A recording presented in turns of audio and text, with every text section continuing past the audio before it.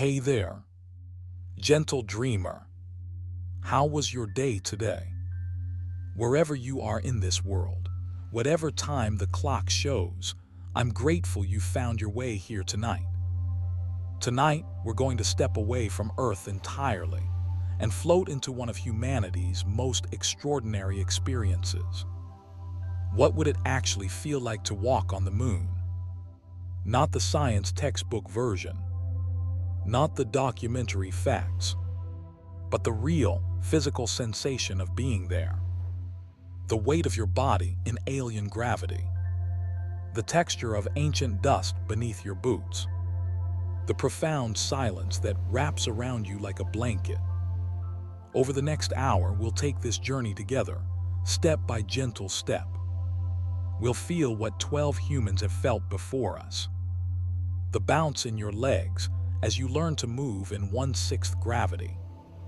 The way your breath sounds inside a helmet. The strange intimacy of walking on a world that has no wind, no weather, no life except what you bring with you.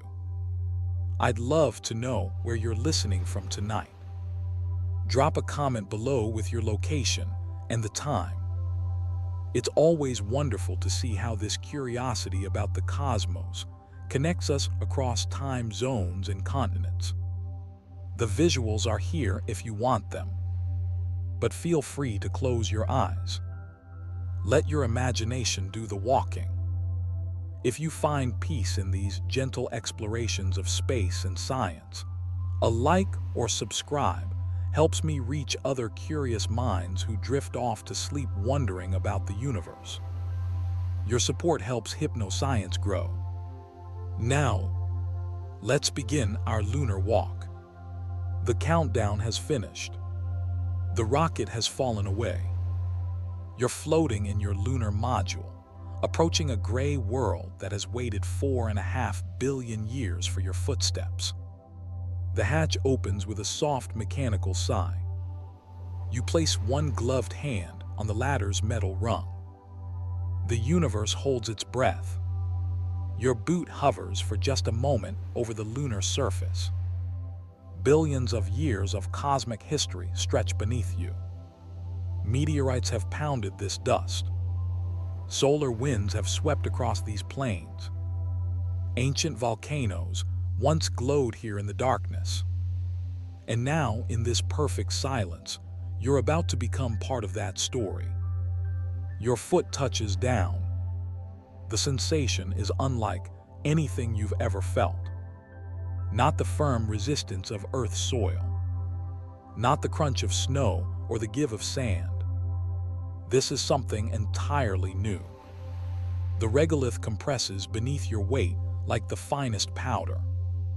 Like flour that's been sifted through a cosmic sieve for 4 billion years. Your boot sinks just slightly, maybe half an inch. The dust doesn't puff up in clouds like it would on Earth. There's no air to carry it. Instead, it moves in perfect arcs, each grain following its own precise trajectory. Some particles stick to your boot with an almost magnetic attraction, the result of eons without wind or rain to polish them smooth. These microscopic fragments cling like tiny glass shards, sharp-edged from countless impacts. You take your second step, then your third. Each footprint you leave behind is crisp, perfect, permanent. In the airless environment of the moon, these impressions will last longer than mountain ranges on Earth. Your first steps are careful, tentative. You're learning to trust this new relationship with gravity. The weight you've carried your entire life has suddenly become gentle. Your body, so familiar on Earth, now feels like it belongs to someone else. Someone lighter. Someone who can move through space with the grace of a slow-motion dancer. The silence around you is deeper than any silence you've ever known. No wind rustling through leaves. No distant traffic hum. No birds singing. No insects buzzing. just the soft rhythm of your own breathing inside your helmet. The sound of life itself. Your heartbeat. Your breath. The quiet hiss of your life support systems. All of it contained within the small bubble of atmosphere you've brought from home. You look down at your boots again. They're already gray with lunar dust. This ancient material that predates life on Earth. That formed when our solar system was young and chaotic. When planets were still finding their places in the cosmic dance. And now it's coating your boots like a blessing from deep time. You take another step forward, this time with more confidence. Your body is beginning to understand, beginning to trust this gentler gravity. This is what it feels like to walk on another world, to carry Earth's gravity in your memory while learning to move in the moon's embrace. Each step a conversation between your terrestrial past and your lunar present.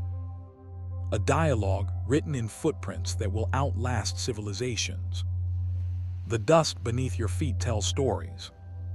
Stories of impacts that shook the moon when Earth was young. When our planet was still a molten ball of rock and metal. When the first oceans were just vapor in a hostile sky. This regolith has been here, waiting.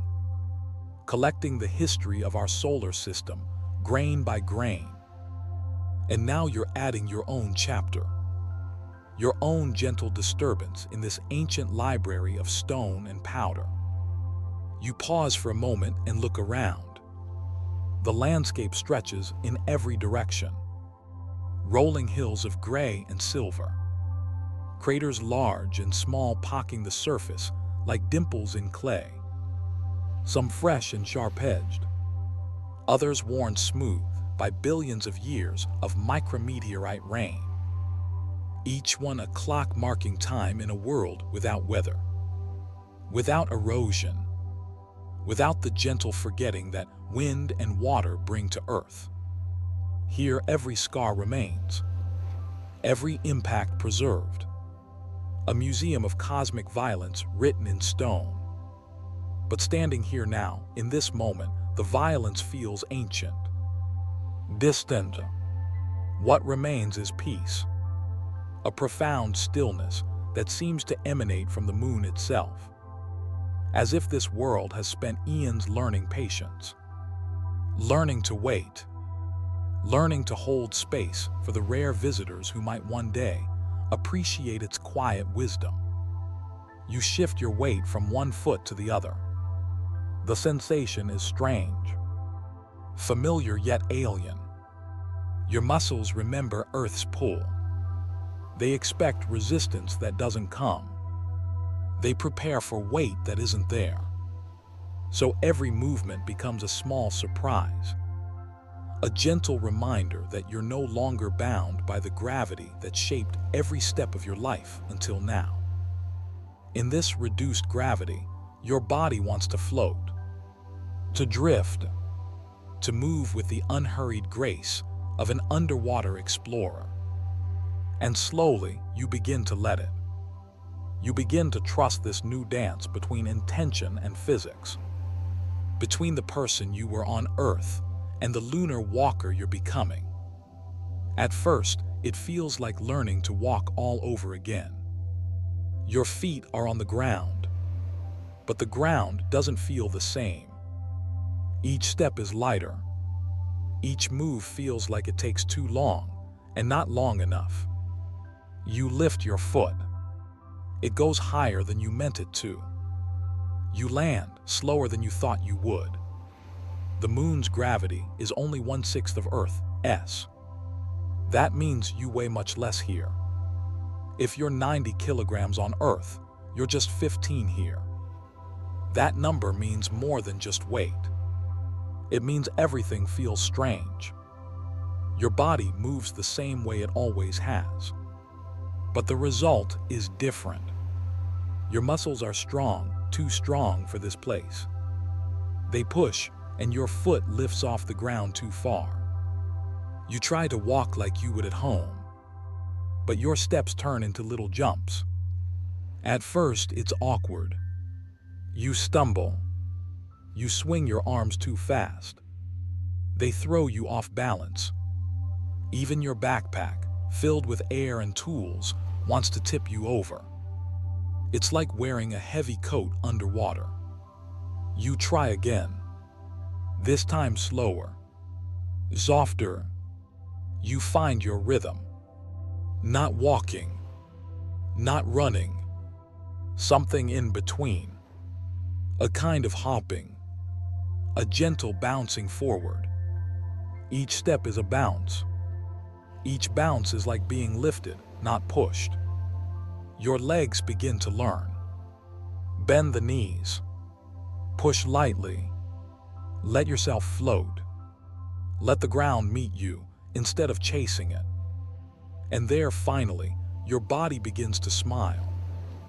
You bounce once, twice, 3 times. Now it feels like a game, like jumping on a soft trampoline.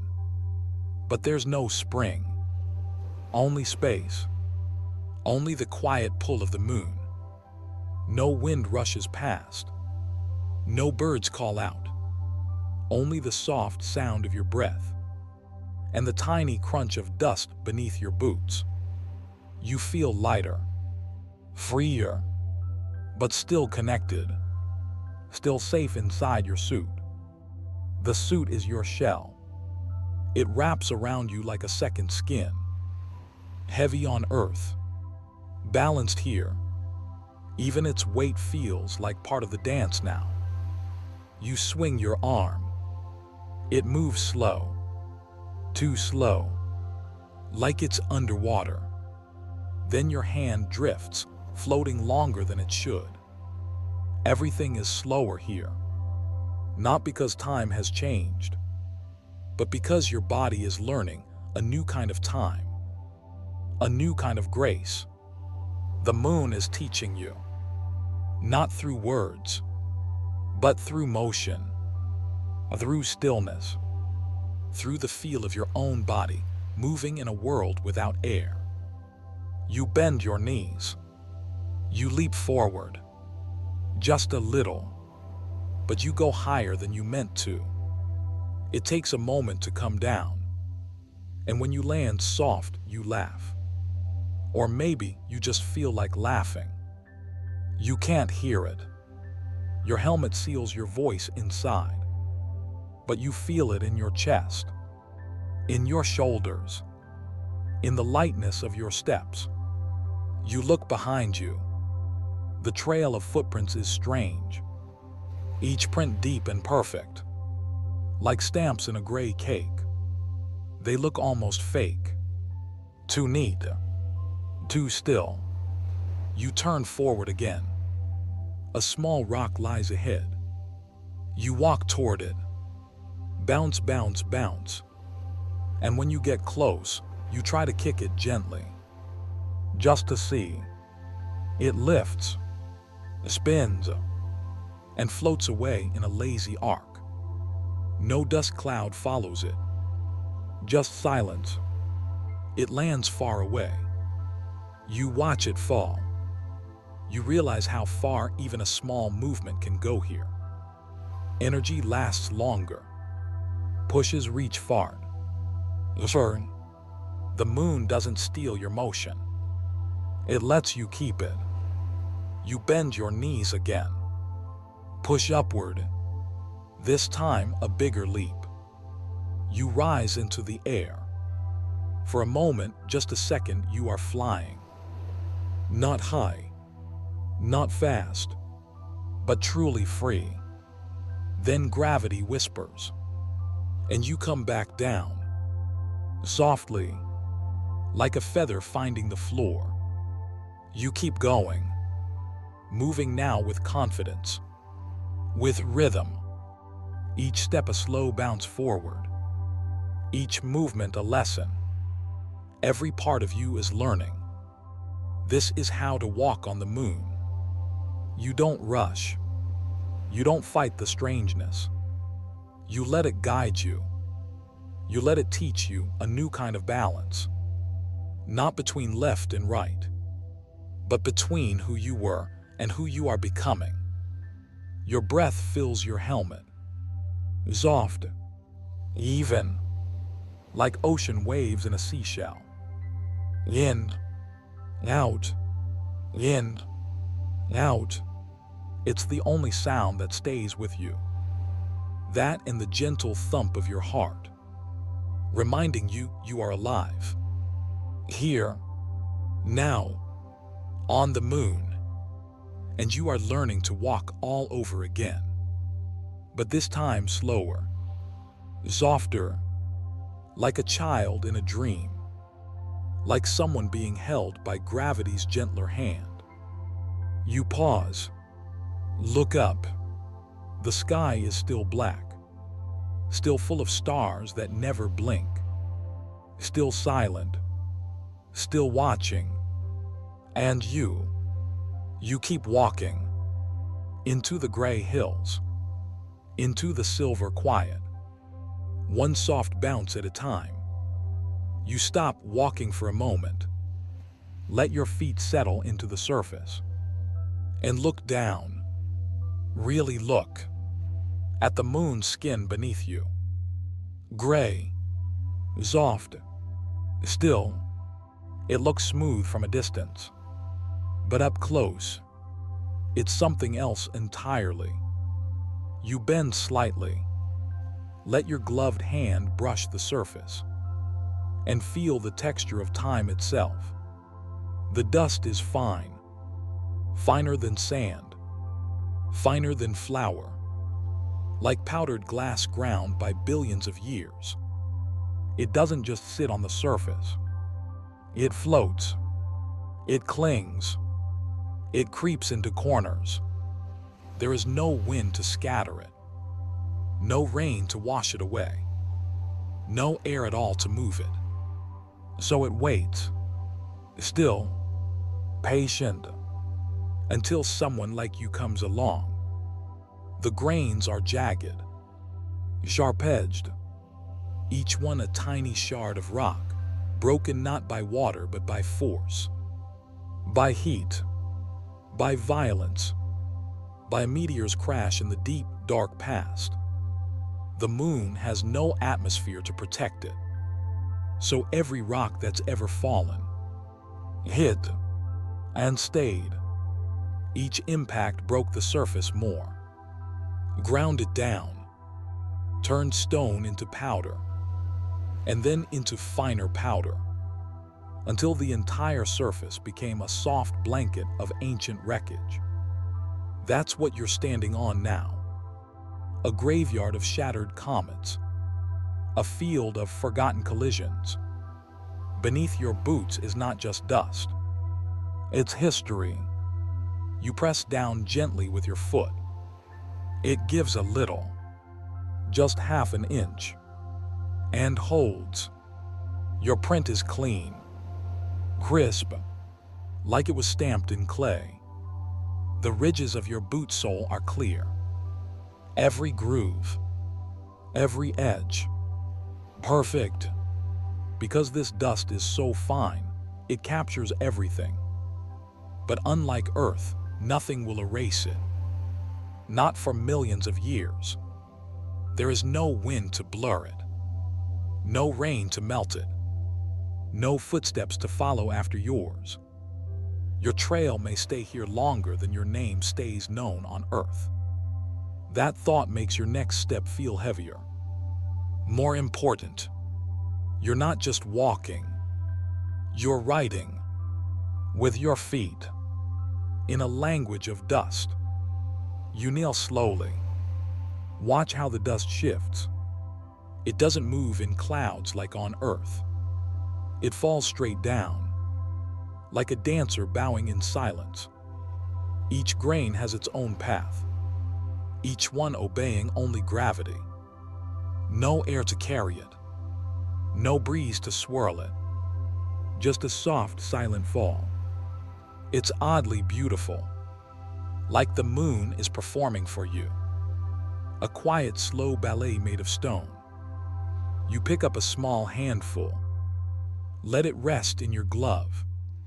It's darker than it looked from afar. A soft charcoal gray. But it sparkles. Just a little. Tiny bits of glass catch the light. Melted by ancient impacts. Cooled into shimmer. You let the dust fall. It slips through your fingers in slow motion, landing silently on the surface, joining its brothers, its sisters, back in place. You look again at your boots. They're coated now, gray with history, dust climbing up your legs like smoke from a forgotten fire. It won't come off easily. Astronauts who came here before talked about this dust, how it stuck to everything, clung to fabric, scratched visors, even smelled strange when brought back inside. Like burnt gunpowder, like the memory of an old star dying. You feel it now. Its texture is everywhere. In your steps, in the airless quiet, in the way your shadow stretches across it without a sound. It's soft, but also dangerous. If it got into your suit's joints, it could wear them down. If you breathed it in back home, it could cut your lungs. But here, in this moment, it's gentle, still, a partner to your silence, a mirror to your stillness. This dust has waited billions of years for you. It has felt every era pass, without moving, without speaking.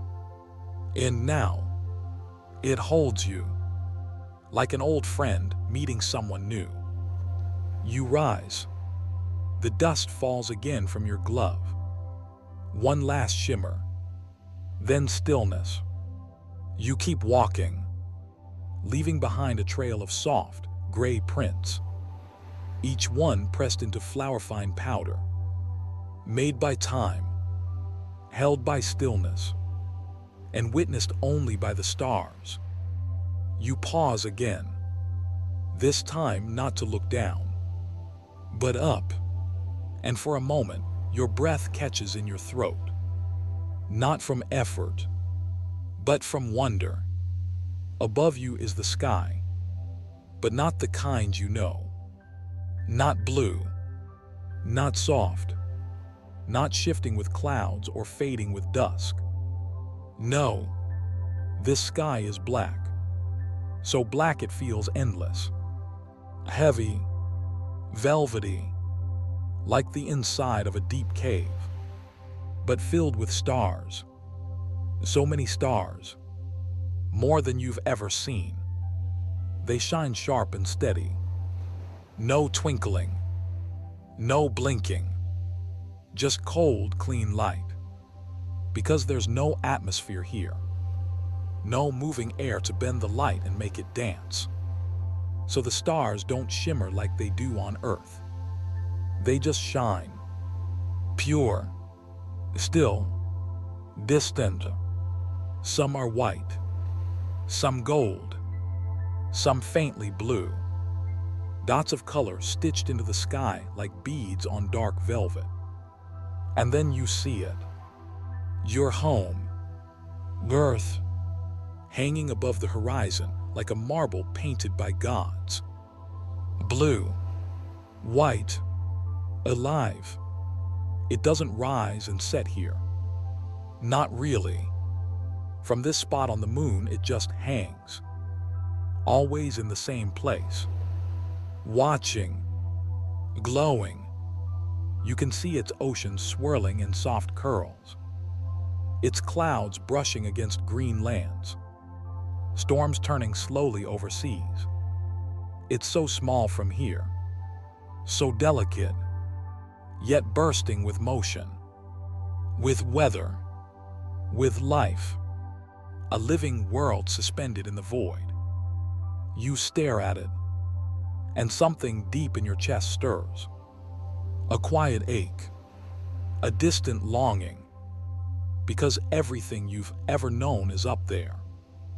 Everyone, everything, your memories, your favorite songs, the smell of rain, laughter, home, and here you are, standing in dust older than memory, staring at a planet that hums with sound, while around you, there is none, only silence, the deepest silence a human can feel.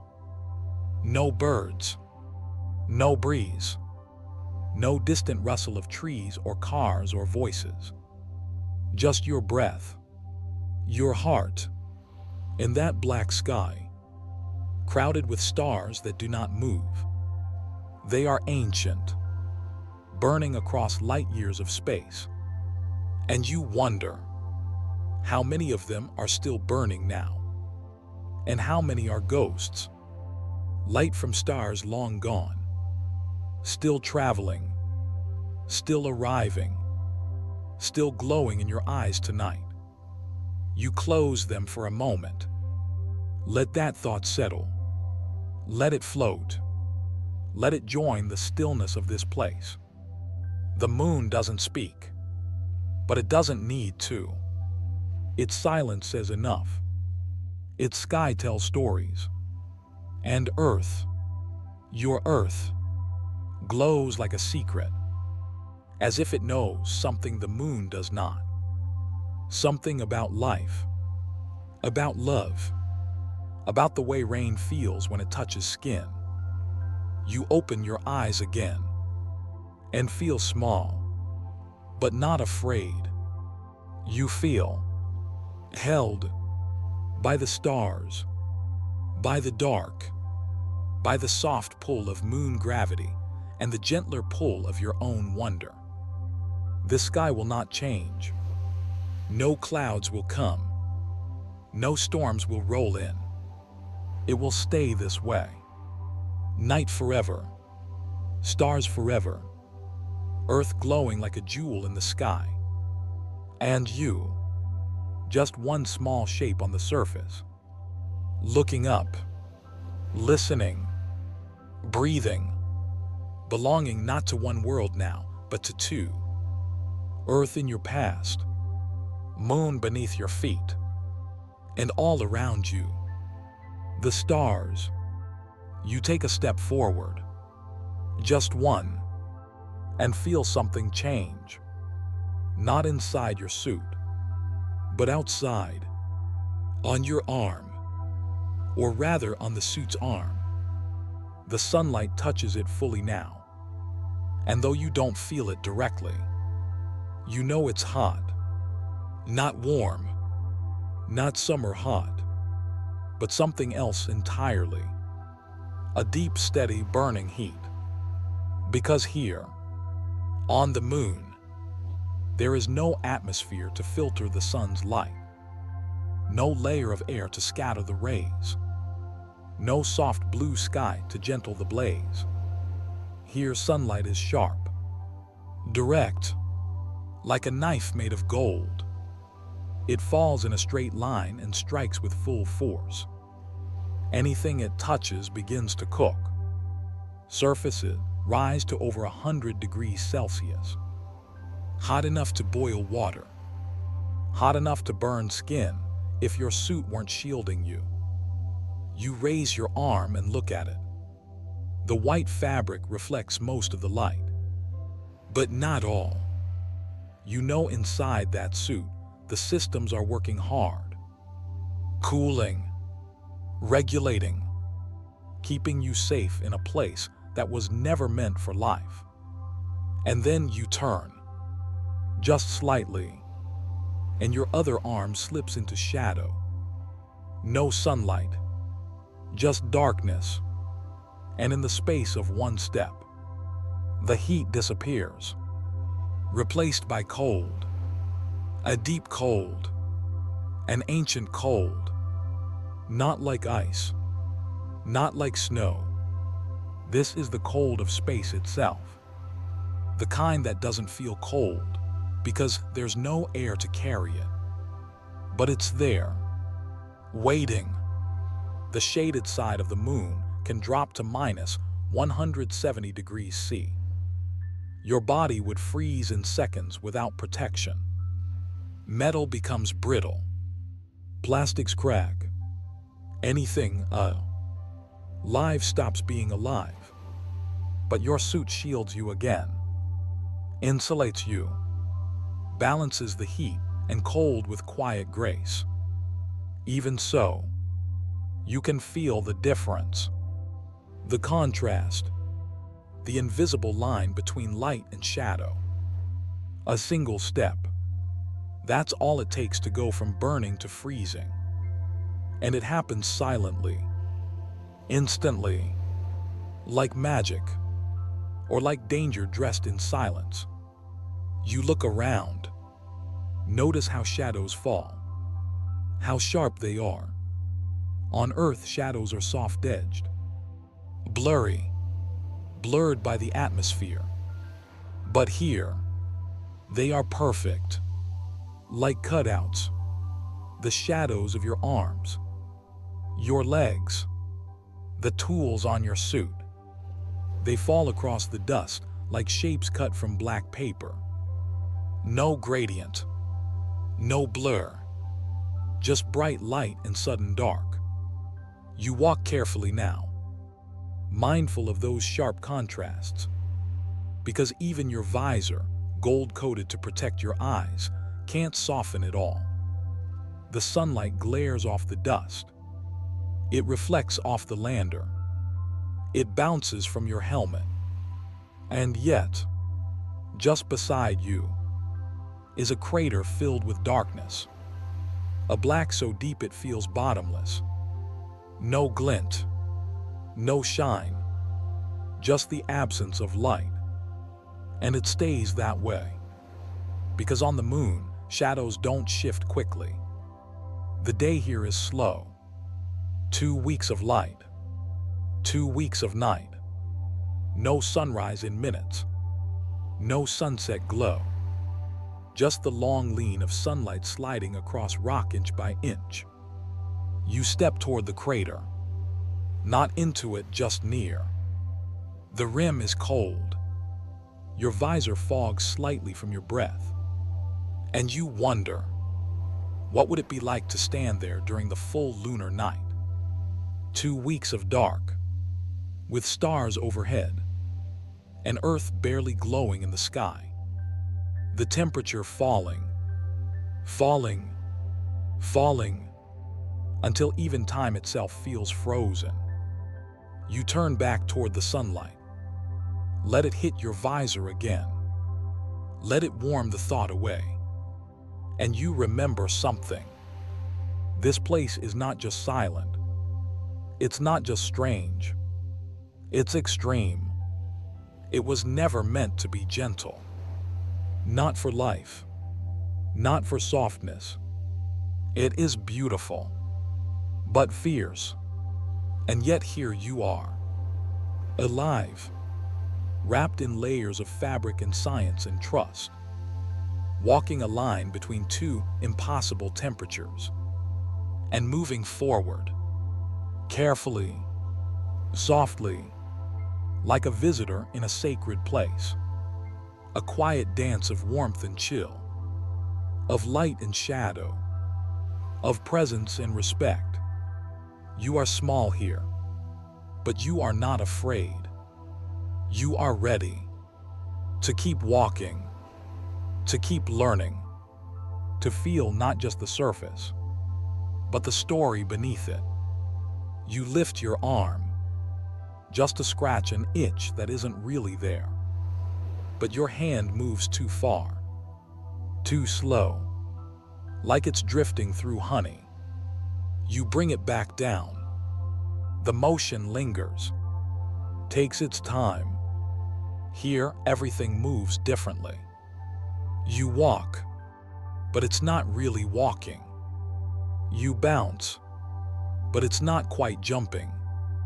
Each movement feels like it's happening underwater, or in a dream. The moon's gravity holds you, but only just. You're not weightless, But you're far from heavy. Your arms swing wide with each step. Your legs rise higher than you meant them to. Your fingers feel like they're floating, even inside the gloves. Your center of gravity shifts with every bounce. And the air, or rather, the lack of it, does something strange. There's no wind here. No pressure to push against. No resistance. So when you move, nothing slows you down. You push, and you glide. You twist, and the twist continues. Your momentum has a life of its own. You take a step, and your body keeps going. Even if your foot touches down, your upper body wants to keep drifting. It's not dangerous, but it's strange. Like learning to dance all over again. But the music is silent, and the floor is the moon. You try a small turn. Your arms spread out for balance. The motion spins you gently. A slow twirl. Your shadow follows. You stop the spin with a foot in the dust. Watch the grains scatter, no puff, no cloud, just a soft arc through stillness. You try lifting both feet at once. A tiny hop. You float for a second, then land slower than expected. It's peaceful, like time has softened, like the moon wants you to move gently, to glide, to stretch, to remember that motion doesn't have to mean rush. It can mean rhythm, like waves, like clouds drifting across a silent sky. You swing your arm again. Let it move as far as it wants. There's no hurry, no weight pulling it down fast. You raise both arms. They lift like they're full of feathers. You try kneeling. It takes a long time. Your knees sink into dust, but you don't fall hard. The moon won't let you crash. It just lets you descend. Slowly, softly, like a sigh. Even standing up is different. You push with less strength than usual. Too much and you'll overdo it. So you learn to use less. To move with intention, not force. To trust that small motions are enough. Because here, small is plenty. The moon rewards calm. It favors the steady. You take a step. Float. Land. Take another. Float. Land. You are becoming part of the landscape now. Your body adjusting. Your mind slowing. Your muscles learning the moon's quiet language. This is a ballet of dust and silence. No music. No audience. Just your breath. The hum of your suit. And the soft crunch of history beneath your feet. You reach out an arm. Point toward the hills. Even that feels like a scene in slow motion. Every gesture stretches longer than it should. Every motion becomes deliberate. You are not rushing. You are not hurrying. You are simply moving, as the moon allows. And the moon, it seems to welcome it. Your dance, your floating, your slow motion becoming. This is not just walking. This is something else. A quieter kind of flight. A hush between steps. A moment suspended between gravity and grace. And you drift forward, unfolding into the landscape, like a figure in a painting, moving across a canvas of silence. You stop again, and turn, looking behind you, and there they are. Your footprints, still there, perfect, sharp, like they were cut into clay. Each one holds every ridge from your boot sole, every groove, every curve. They haven't shifted, not even a little. No wind has brushed them. No breeze has come to blur the edges. They are exactly as you made them, as if frozen in time. Because here, they are. The moon has no air, no water, no weather. So nothing touches the surface unless it crashes into it. And even then, the dust just settles again.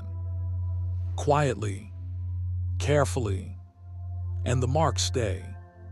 So the trail behind you, the line of soft, shallow prints in silver gray may outlast everything. It may remain for millions of years, longer than any building on Earth, longer than names written in stone, longer than stories told in voice or ink. Your steps may survive the fall of cities, the rise of oceans, the slow changes of Earth's future, all because you walked here, and the moon kept the memory. You take another step, then another, and glance back again. Each new footprint joins the line, one by one, a quiet rhythm, a slow signature. No one sees them as you do. No one else hears the soft crunch in your ears, the sound of dust giving way. No one else feels the slight shift of weight as your boot presses down. But the moon does. It remembers, not with thought, not with feelings, but with stillness, with silence, with patience. Each footprint is like a word in a silent poem, written by your body, by your movement, by the gentle press of your existence. You lift your foot and watch dust cling again to the sole, tiny particles hitching a ride, hanging on like memories. You wonder, is this what it means to leave a mark?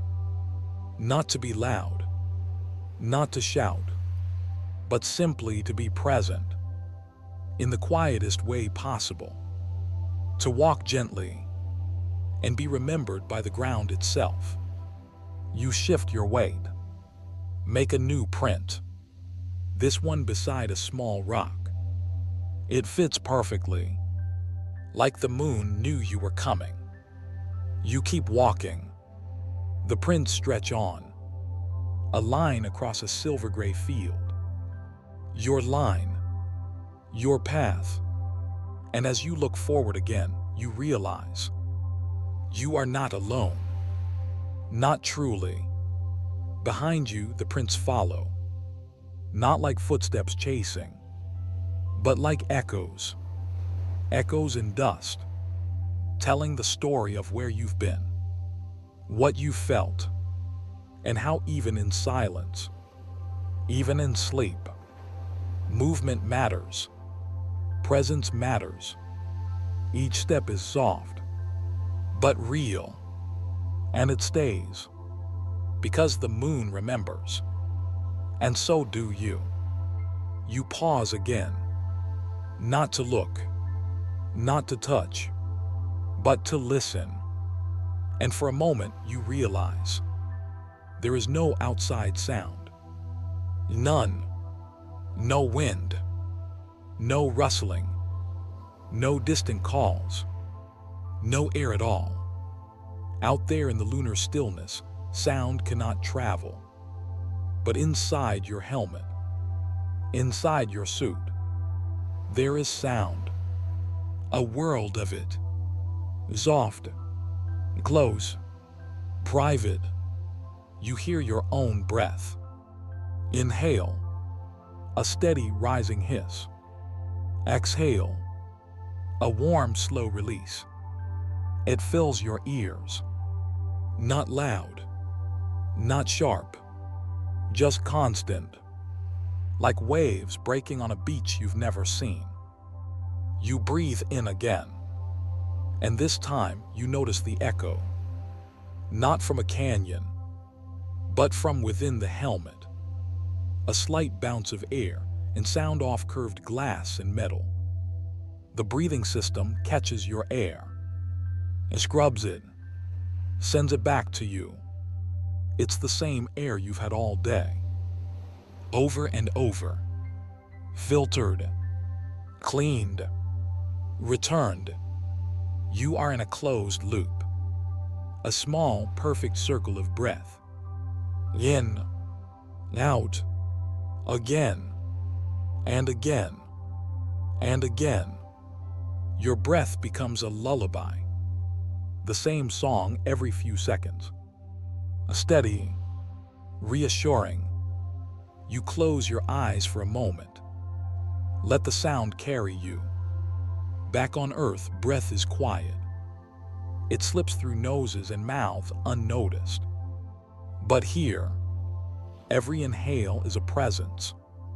Every exhale a companion. A soft reminder. You're alive. You're protected. You're inside something that understands how delicate you are. The suit surrounds you, not just as clothing, but as a world. Your private atmosphere. Artificial, but familiar. You feel the slight pressure against your chest, the tightness around your joints, the gentle hum of pumps and valves, the faint vibration of your own pulse. Inside this shell of science and stitching, you're wrapped in something strange and sacred. A body within a body, a shell within a shell, a traveler carrying their home like a snail. You shift your shoulders, feel resistance. The suit pushes back, not harshly, just enough to remind you, you're not alone. You are not weightless, not truly. You are anchored to life by layers of fabric, wires, sensors, and faith. You open your eyes again. The stars haven't moved. Earth still glows quietly above the horizon. And yet inside, your whole world is moving, expanding, contracting. With each breath, you are the only sound here, the only motion, the only warmth. You press a gloved hand to your chest. Feel the rise and fall, the rhythm of lungs at work. Your fingers are thick with layers, but you know the shape beneath. You know the beat. Thump it, thump it, thump it. It reminds you of lullabies, of warm beds, of moments where nothing was urgent, where the world was just breath and blankets and sleep. You're far from those now, but the feeling remains, because the body remembers. Even on the moon, you turn your head slightly. Inside the helmet, movement is limited. The glass dome follows you. Your field of view is framed by gold edges and reflections. But you can still see your hands, still see the curved white of your shoulders, still see the tiny droplets of condensation clinging to the inside of the visor. They catch the light, turn gold, silver, pink. Little planets of moisture, orbiting your breath. You exhale gently and more appear. They join the others. A sky of your own making. Inside a bubble, floating through a place that knows nothing of breath or water or life. And yet here you are. A world within a world.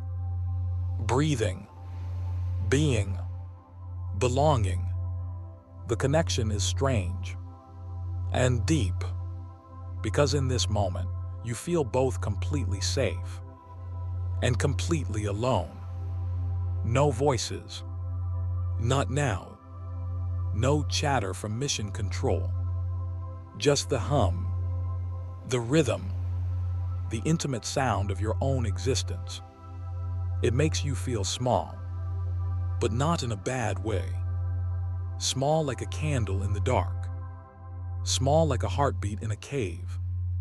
You think of whales, how they sing into water, how their voices travel across oceans, hoping to be heard. You wonder, is this what it's like to carry a song inside you and hope the world is listening? You speak, just a single word. Hello. It echoes, fills the helmet, returns to you in a way that doesn't feel like Earth. Because the air is thinner here, more mechanical, tighter. Even your voice has changed. Flattened, filtered, made clean. Your words don't ring with the warmth of open air. They sound processed, like they were dipped in metal and dried in space. But still they are yours. Still true. Still whole. You speak again. Maybe your name. Maybe a memory. Maybe just a sound to feel less alone. And the helmet replies with a whisper of static. Like it's thinking. Like it wants to answer back. The truth is, this is your entire world right now. This suit. This breath. This bubble. Beyond it, the moon is cold. Harsh. Beautiful, yes. But indifferent. It does not need you. It will not bend for you. It has survived billions of years without you, and will survive billions more. But inside this suit, you matter. You are soft. You are moving. You are here. And that is enough. You breathe again. In, out. Time slows. Or maybe it was always slow here. And now you've finally matched its pace. There is no schedule. No rush. The moon teaches patience. It moves only when it must. And you are learning. You raise one hand. Watch the dust fall from your glove in slow arcs. Watch it settle. Each motion so gentle it feels sacred. And all the while, your breath continues. Faithful. Like a friend who walks beside you in silence. You take a step forward. Then another. And each step is accompanied by that same quiet rhythm. Inhale. Exhale. Crunch of dust. Echo of suit. The world inside your helmet is tiny, but it contains everything. Oxygen. Warmth. Sound. Hope. And slowly, you begin to feel less separate. Less divided from this strange place. Because what is a planet, really? What is a world? Maybe it's not the rocks or dust or light. Maybe it's breath. Maybe it's being able to breathe, even in a place that shouldn't let you. Maybe it's the fact that your lungs still move, that your heart still beats, that your thoughts still wander, even with stars outside and silence pressing in. Maybe being human is not about where you stand, but how you feel when you do. You smile, a small smile, not because of anything big, but because this moment feels full. Full of breath, full of quiet, full of the strange gift of being alive in a place that was never made for life. And yet here you are, breathing, inside a suit that hums like a lullaby, wrapped in silence, held by stars, and gently, slowly, becoming part of it all. You take a few more steps, careful, balanced, and something begins to shift in your awareness. Not in your body, not in your suit, but in the space around you. You look ahead, then to the side, then behind, and you notice something unexpected. The horizon. It's close, closer than it should be. It curves quickly. Just a few hundred meters away, the ground seems to fall away, as if you're standing on a great ball, not a flat stretch of land. And you are. The moon is round, just like Earth, but smaller, much smaller. Its surface curves noticeably. You don't have to climb a mountain to see it. You just have to stand still and look. That soft line where land meets sky, it curves around you like a bowl, cradling you, holding you. You've never seen the world like this before. Not so near, so gentle, so curved. Back on Earth, horizons stretch forever. Skies go on and on. Here they end quickly. And it does something strange to your mind. At first you feel smaller, like the space is closing in. But then, the feeling changes. You realize you can see everything. Not in the far distance, but all around. There are no tall trees here, no buildings, no clouds. Nothing blocks your view. You are in the open, completely, and yet you feel held. The curved horizon feels like arms around you, a soft boundary in a world that has no sound. You begin to walk again. Your shadow follows, stretching long over the dust, and the curve moves with you, always ahead, always wrapping the world like a ribbon. It's hard to describe, but the moon doesn't feel endless. It feels personal. It feels like a secret kept just for you. Because wherever you walk, you are always at the center. You are always the point from which the curve begins. That gentle sloping away. That slow descent into starlight. You stop, turn in a slow circle. Look around. The land dips in every direction.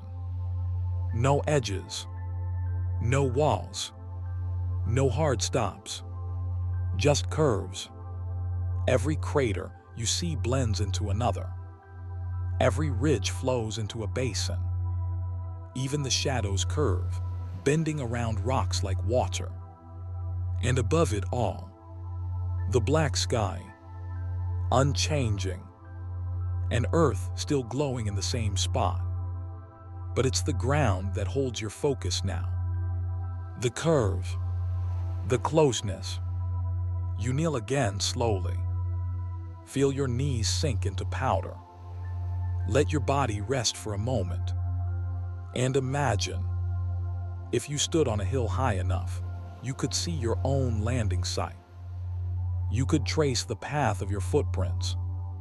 You could see yourself from above, a single dot on a gray globe. It makes you feel both large and small, powerful to walk this world, and humbled to see how little of it needs to be seen to feel whole.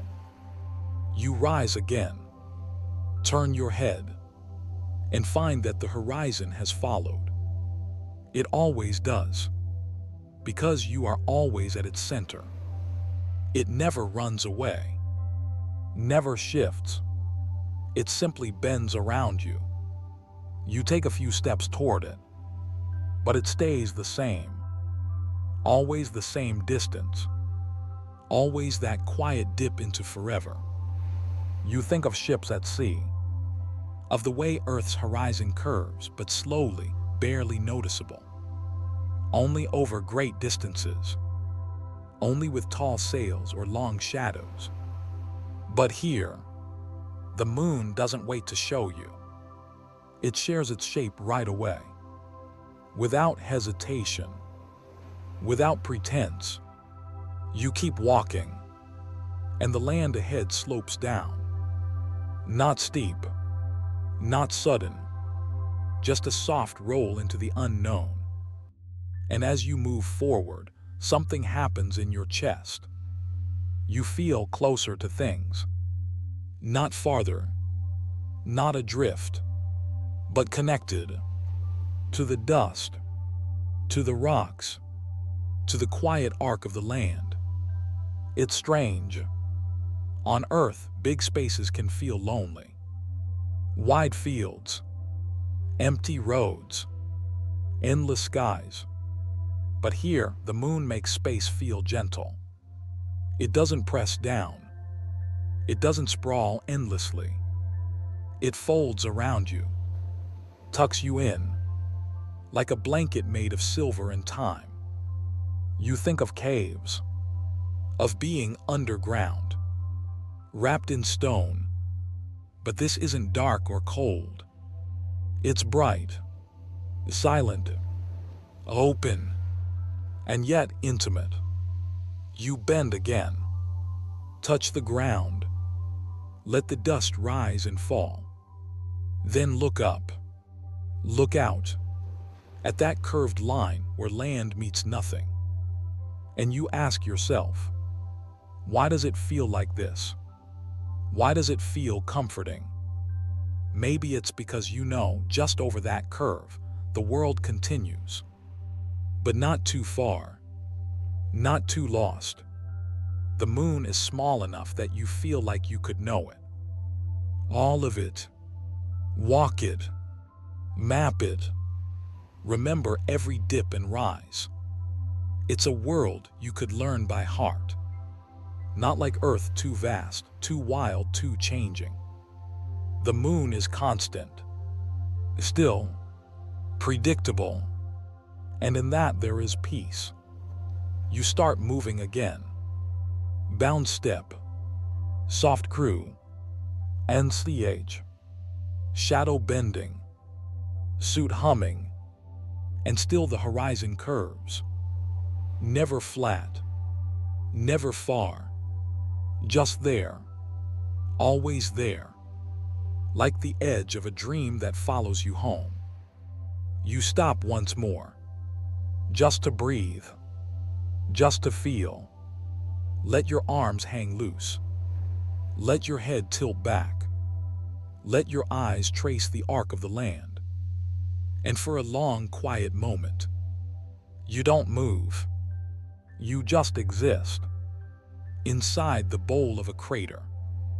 At the center of a silver curve. On a world that shows you all it is in one gentle turn. You are not surrounded by infinity here. You are surrounded by presence, by shape, by soft geometry, and it soothes something in you. Something ancient, something that once feared being lost in wide spaces, something that now finds comfort in the simple truth that everything around you bends back toward you, not because you are special, but because this is how the moon is. This is how it has always been. And you, for this brief time, are part of it. Part of the arc. Part of the stillness. Part of the curve that holds the sky. You walk for a while. Quiet steps. Small bounces. Suit humming softly around your body. Each breath fills your ears like waves in a seashell. And then, you stop. You reach down slowly and pick up a small tool from your side. A wrench. Nothing special. Just metal and weight. On Earth, it would feel solid in your hand. But here, it feels light. Almost too light. Your hand adjusts, expecting more resistance. But the moon doesn't offer much gravity. Only 1/6 of what you're used to. So the wrench rests gently in your glove. Like a spoon. Like a stick. Like a thought waiting to be let go. You hold it up. Feel the moment stretch. No wind brushes your suit. No sound hums in the air. Just the breath and the silence.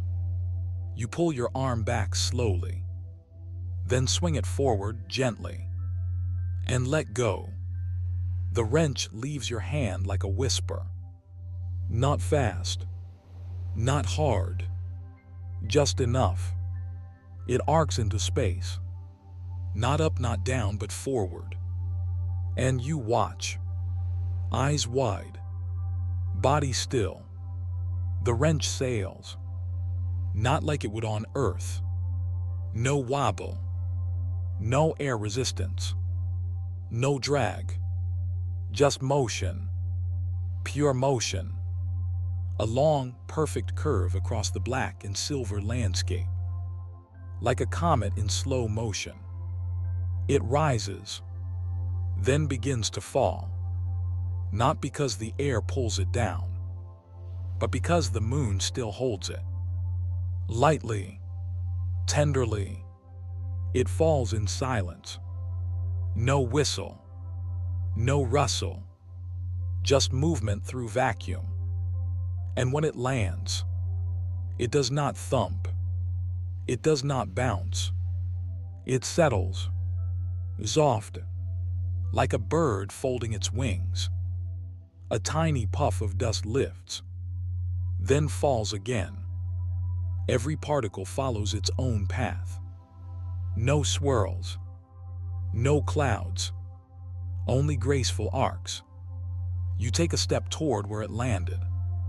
One bounce, then two.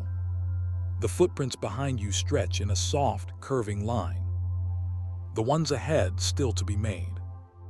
You arrive at the tool. It rests half buried in the gray. Unbroken, unchanged, as if it had been waiting here all along. You kneel, pick it up, and feel the story it just told. The shape of its path still echoes in your mind. A memory made of motion, of silence, of space.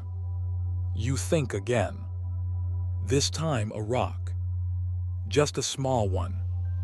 You pick it up, feel its weight so little, and toss it. Not hard, just a flick of your wrist. And again, it floats. Slowly, effortlessly, a lazy loop through nothingness. It spins slightly, end over end, glinting in the sun, then lands, farther than it should. You begin to smile. Even inside the suit, you feel it. This place is different, not just in how it looks, but in how it allows things to move. You take out another tool, maybe a small hammer this time, and try again. This time a little harder. A real throw, not forceful, but steady. And the hammer soars. High, far. Your eyes follow it across the curved horizon, like a shooting star in reverse. No trail, no sound. Just flight. You could do this all day. Each object you throw moves like it's remembering something. Like it's been waiting to show you what it can do here. Because on Earth, things fall fast. Hit hard. Get lost in noise and motion. But here, they reveal their secrets. How far they want to fly. How slow they want to turn. How softly they want to return to dust. You walk over to the hammer, pick it up, its shape still warm from your grip. The mark it left in the dust clean. No splash, just a shallow print with a shadow curled inside. You look at it, then at the sky, at Earth, still there, still watching, then back at the horizon. And you wonder, what else could you do? What if you jumped while throwing? What if you toss something while turning? The moon invites play, not the kind with noise, but the quiet kind, the kind where time stretches, where motion becomes a form of thought. You find another rock, this one flat, smooth. You toss it sideways like skipping stones. It doesn't skip. There's no W, or here, but it flies, long and low, then lands in a soft slide. Dust whispers around it, then goes still. You kneel again, touch the ground, press your hand into it, not to throw, just to feel. The moon is still, but everything you do creates motion. And each motion lasts longer than you expect, because nothing is in a hurry, not even gravity. You remember something you once read, that on the moon, a feather and a hammer fall at the same rate. Galileo dreamed of proving it. Apollo proved it real. No air here to slow the feather. No lift. No drag. Only gravity. Pure.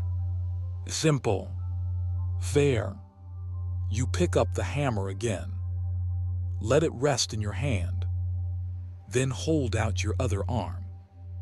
Drop them both. At once. They fall. Together. Not fast. Not slow. Just true. And they hit the ground perfectly. Same time. Same shape. Two marks in the dust. Side by side. And something inside you softens. Because even in silence, even in this alien place, some truths still hold. Some laws still work. And you are part of them. Bound by them. Held gently in their invisible arms. You stay there a while, watching dust settle, watching your breath rise and fall.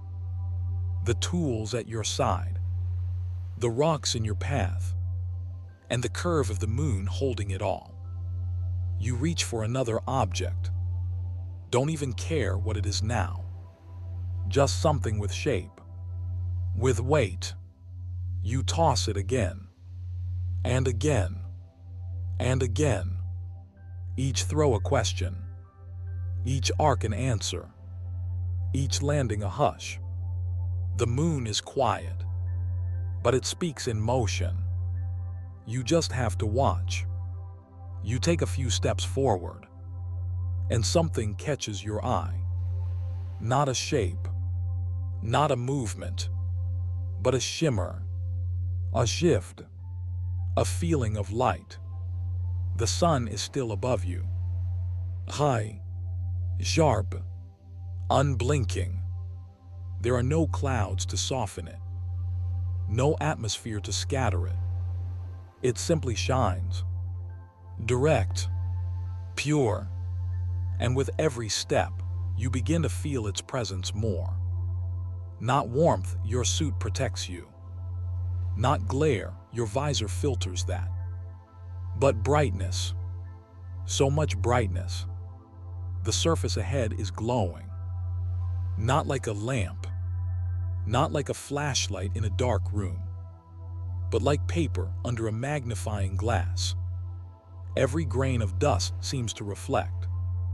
Every rock catches the light.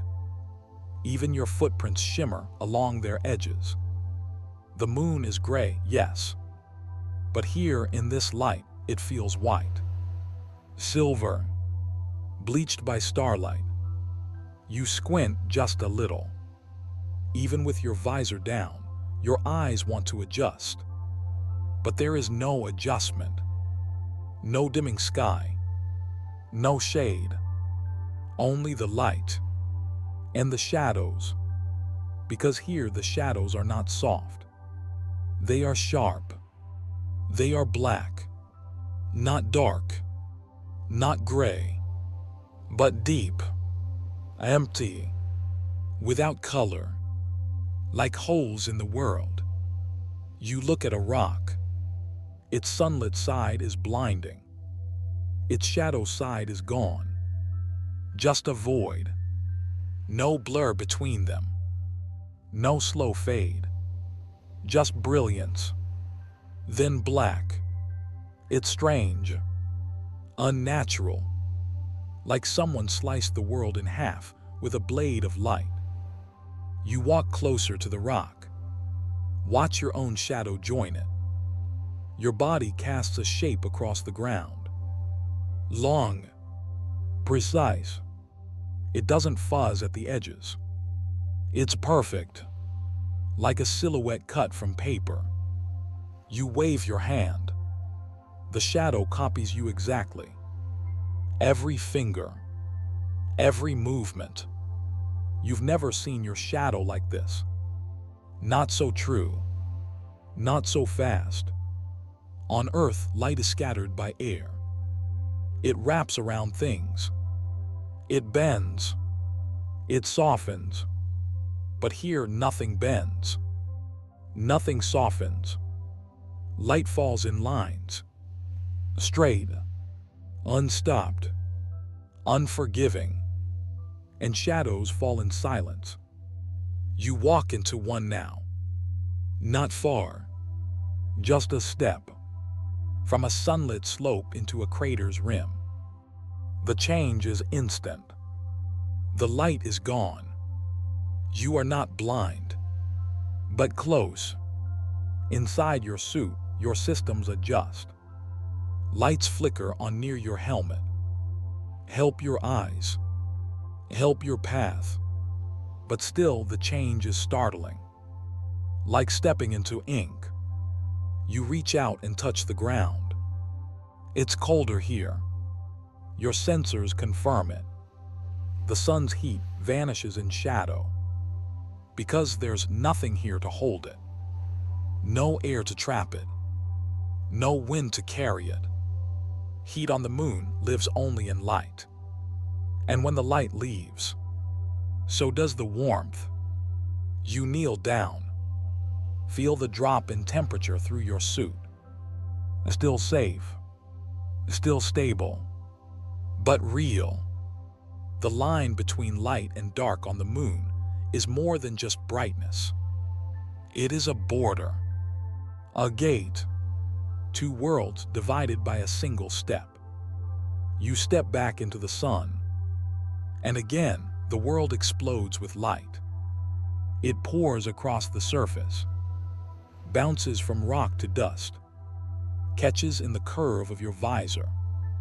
You look down at your hands. They are glowing. Not with light from within, but with light from everywhere. The sun here is a spotlight. It doesn't just fall. It invades. Your suit gleams. Your boots shine. Even your shadow on the inside of your visor dances with reflections. It's beautiful and harsh and lonely because this light has no warmth to it. No golden hour. No pinks or oranges. Just white. Sharp. Clean. You miss the colors of earth. The soft yellows of morning. The slow blues of dusk. Here there is only two. Light and dark. You pick up a rock. Hold it in the sun. Its surface sparkles. Tiny flecks of glass catch the rays. Melted by ancient impacts. Polished by silence. You turn it. Watch the sparkle shift. Then step into shadow. And it disappears. The sparkle is gone. The rock becomes a shape. A weight. Nothing more. You step back again. Let the light return. And again it dances. This simple game. Between light and none. You wonder what it would be like to watch the sunset here. But you remember, the sun moves slowly on the moon. Very slowly. It rises over hours. Takes 2 weeks to set. There is no quick change. No golden fade. Just the slow turn of the world beneath your feet. And when night comes, it stays for days. You move on. Follow the edge of your shadow. Watch it stretch beside you. Always perfect. Always quiet. There is no breeze to ripple it. No birds to interrupt it. Just you, the dust, the curve of the moon, and the sharp edge of light that follows wherever you go. You find a small ridge. Climb it slowly. Each step lifts you a little higher. And then you see it. The sunlight pouring across a field of craters. One side glowing. The other side gone. A checkerboard of brilliance and void. It looks like a map made of silence. Each crater a bowl of blackness. Each hill a mirror for the stars. You stand at the edge and breathe. Softly, the suit hums. The sun shines. The shadows stay still. And the light wraps around you like glass. So clear, so total. It doesn't ask you to see. It demands it. And you do. Not just with your eyes, but with your body. You feel the light, even through layers of fabric and plastic and wire. It is all around you. Above, below, behind. It is the one true thing here. And in its sharp, steady presence, you feel something soften. Because in this strange place, even harshness becomes beauty. Even extremes become peace. You lower yourself to sit. Slowly, carefully, your boots press into dust. Your knees bend. Your shadow folds beside you like a quiet friend. And you rest, letting the light fill your helmet, letting the world be bright and still. The moon has no moods, no storms, no seasons, but it has this, a light so sharp it cuts time, and a darkness so deep it holds it. And you are in between, alive, breathing, watching, becoming part of the dance between shadow and shine. You walk again, soft steps, light bounces, and without meaning to, you begin to watch your shadow. There it is, beside you, or in front of you, or behind. It depends on how you turn, but it's always there, following, leading, waiting, a quiet shape stitched to your motion. No words, no sound, just presence. And here on the moon, that means everything, because this world gives you very little back. No voice, no color, no movement but your own. And yet, there is your shadow, a perfect copy, moving as you move, pausing when you pause, tilting its head as you tilt yours.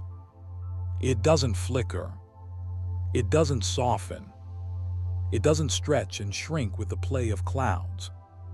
There are no clouds here, just the sun, and the dust, and you, and your shadow. You lift a hand. Your shadow lifts too. You raise a knee. So does it. Like a dance you didn't know you were doing. But now, you can't stop. You hop forward.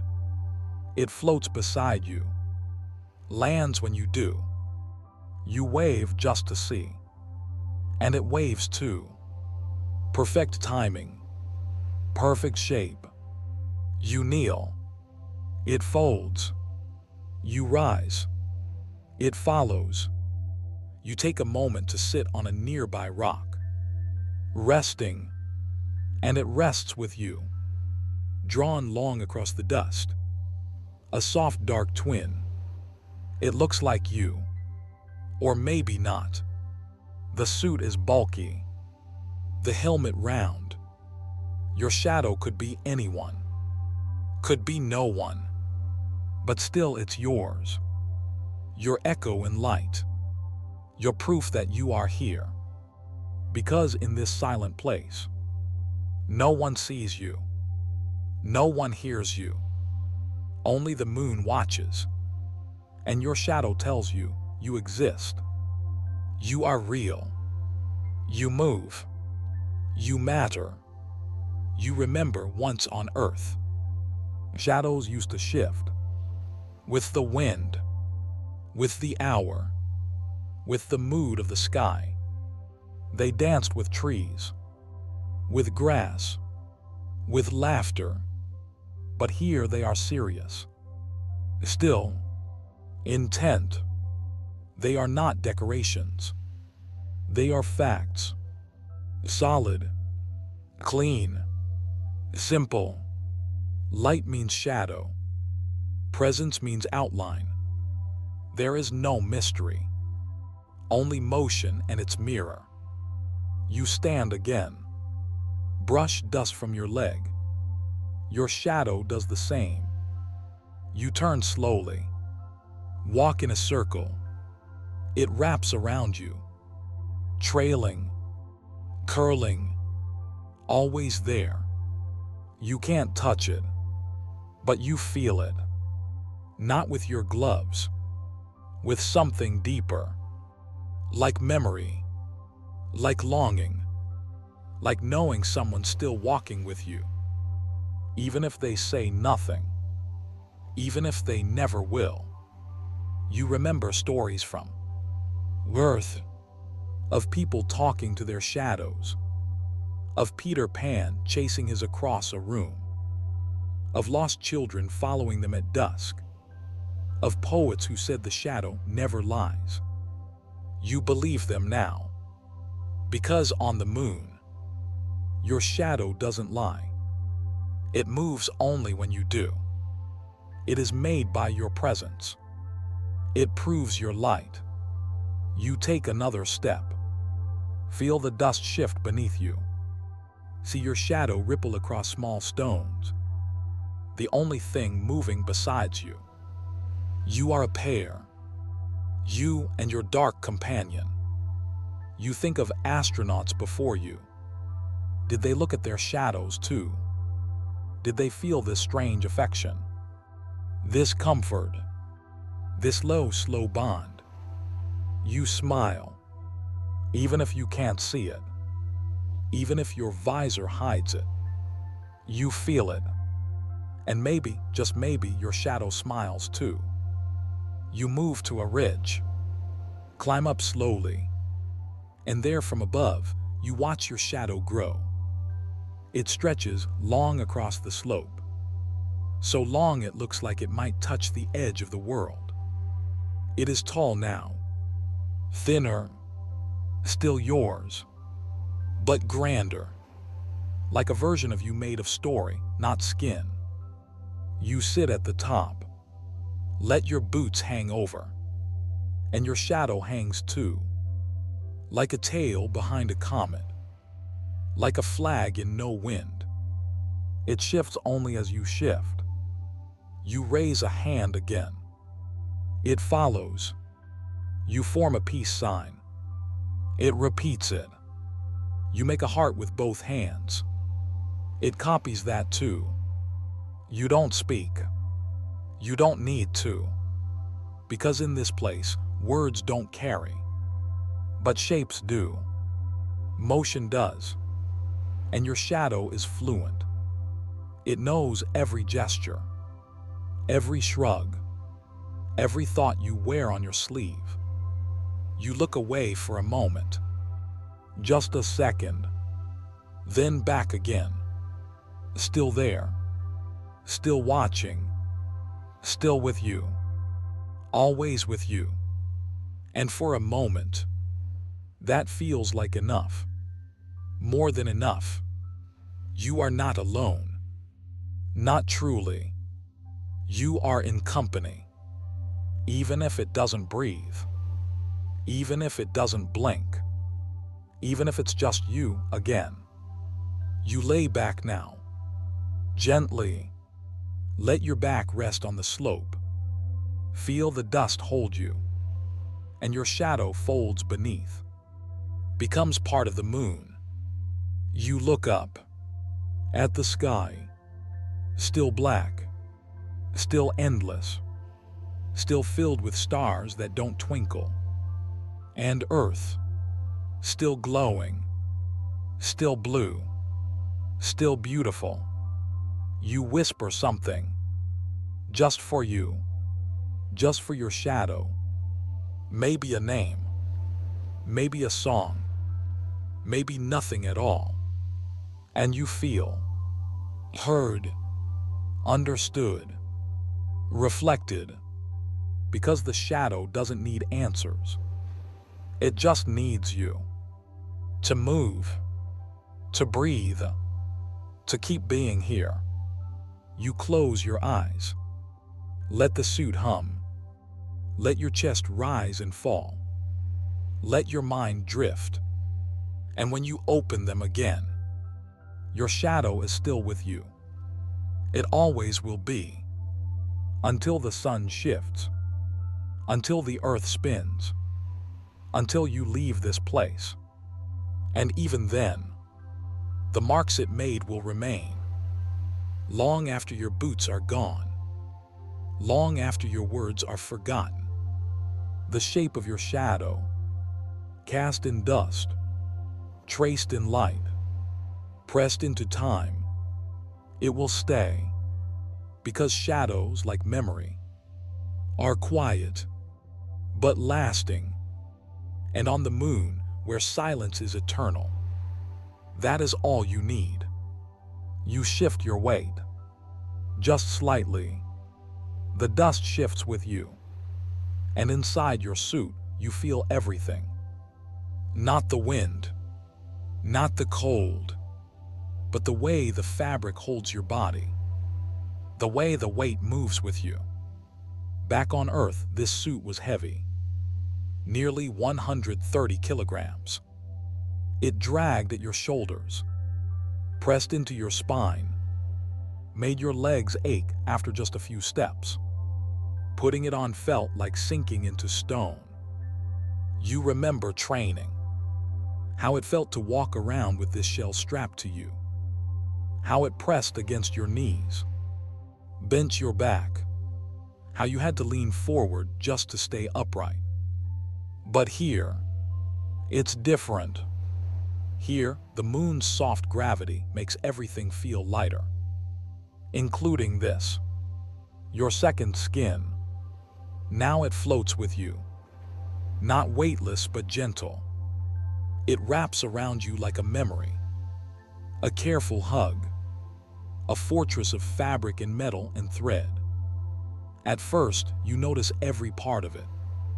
The stiffness in your elbows, the way the backpack hums against your spine, the air pressure inside the gloves, the way your fingers don't quite reach the ends. You feel the helmet touch your forehead when you lean too far. You hear the hiss of oxygen cycling past your ears. But then, you walk, you move, and slowly, the suit begins to fade from your awareness. It becomes background, like the rhythm of your breath, like the way your heart keeps beating without being asked. The suit is always there, always working, but it stops feeling separate. It stops being the suit. It becomes part of you.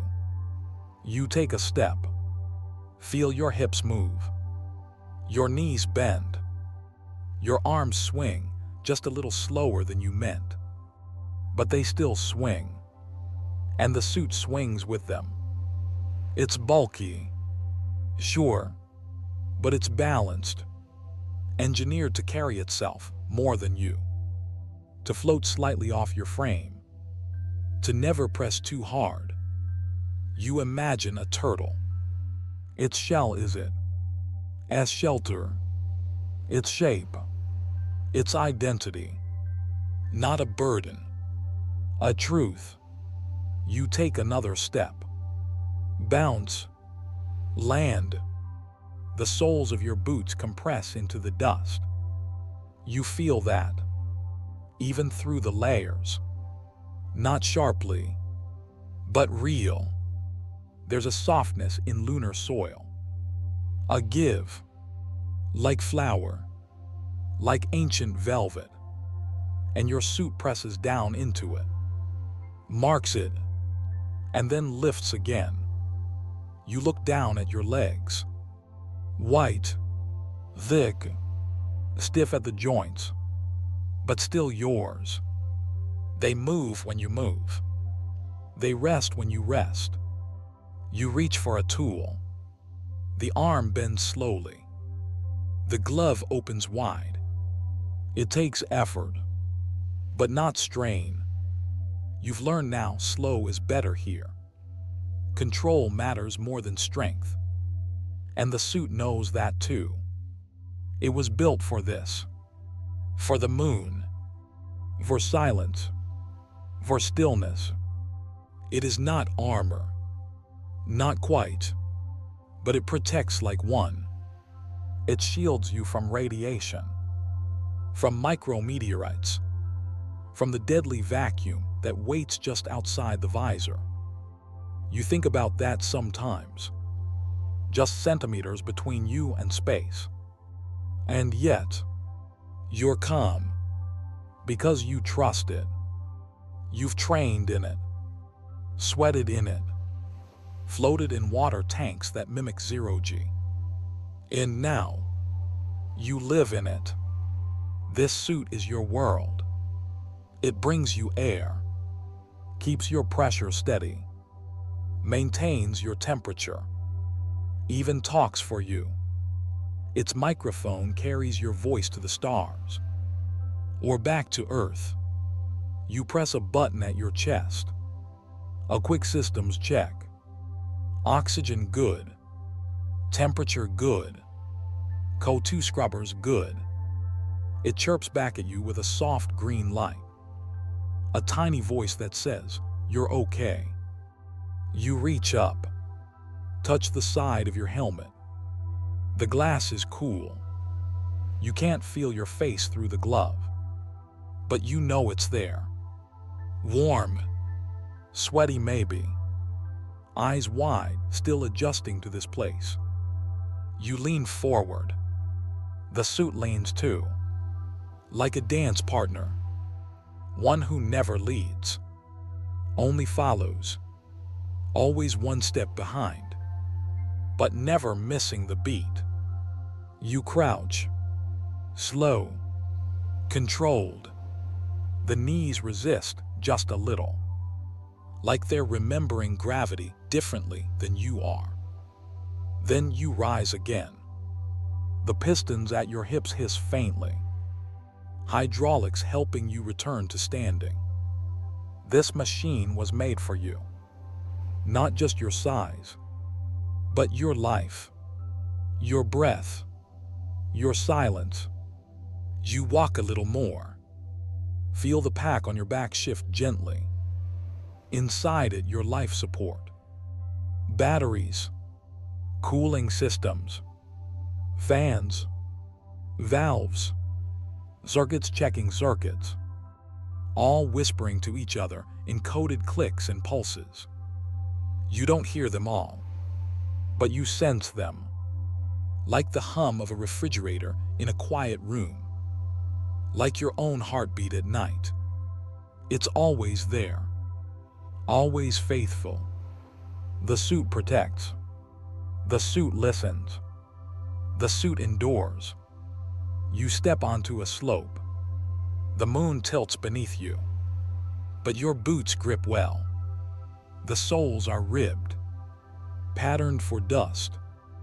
They bite in and you rise with ease. You pause at the top. Look down. Your shadow stretches out again. It wraps around rocks, spills into a crater, and your suit, glowing in sunlight, stands tall above it.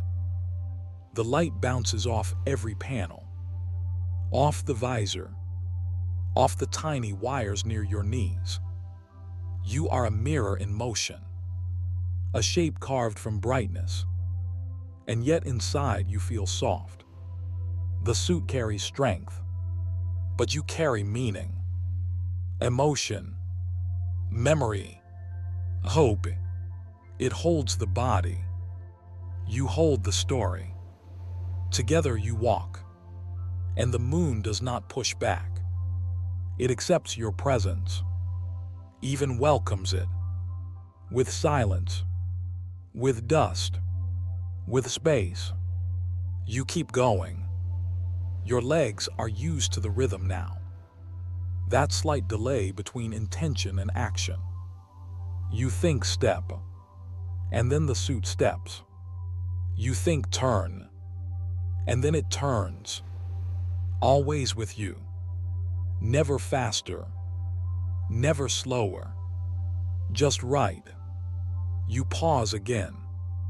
Not tired, just thoughtful. You listen to the air moving past your ears, to the soft exhale inside the helmet. You stretch one arm out. Watch the elbow resist, then flow. The glove opens wide. Your fingers flex, a little stiff, but still yours. Still moving, still reaching. You press your hand to your chest, to the center of the suit. You feel nothing through the glove, but you know your heartbeat is there. You know your breath is there. You know your body is here.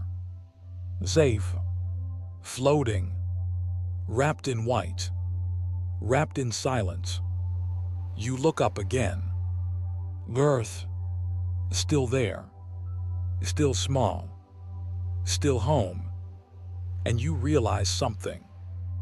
This suit, this bulky, humming, shining shell, it's your home now. Your spaceship, your haven, your quiet friend. It is your last line and your first step. Your soft echo in a world without air. And somehow, you're grateful. You're not in a rush to take it off. You're not counting the minutes. You're simply here, inside it, with it. Because this suit, heavy on Earth, has become light on the moon. And in that lightness, you have found a strange kind of peace. You keep walking. The moon stretches ahead in curves and silence. Dust shifting soft, TLY beneath your boots. Your breath steady in your ears. And then, a sound, different from your own.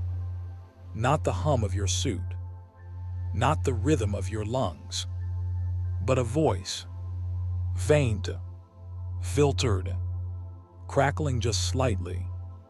It comes through the headset in your helmet. A voice from far away.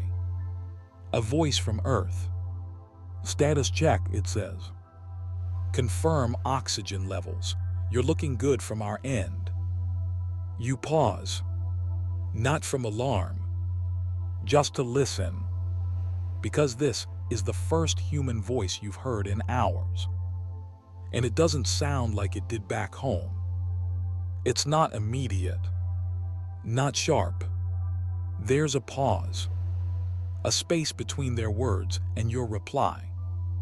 It's short. Just over a second. But you feel it. A delay that wouldn't be there if you were walking across a room. Or even calling someone in another country. But this is different.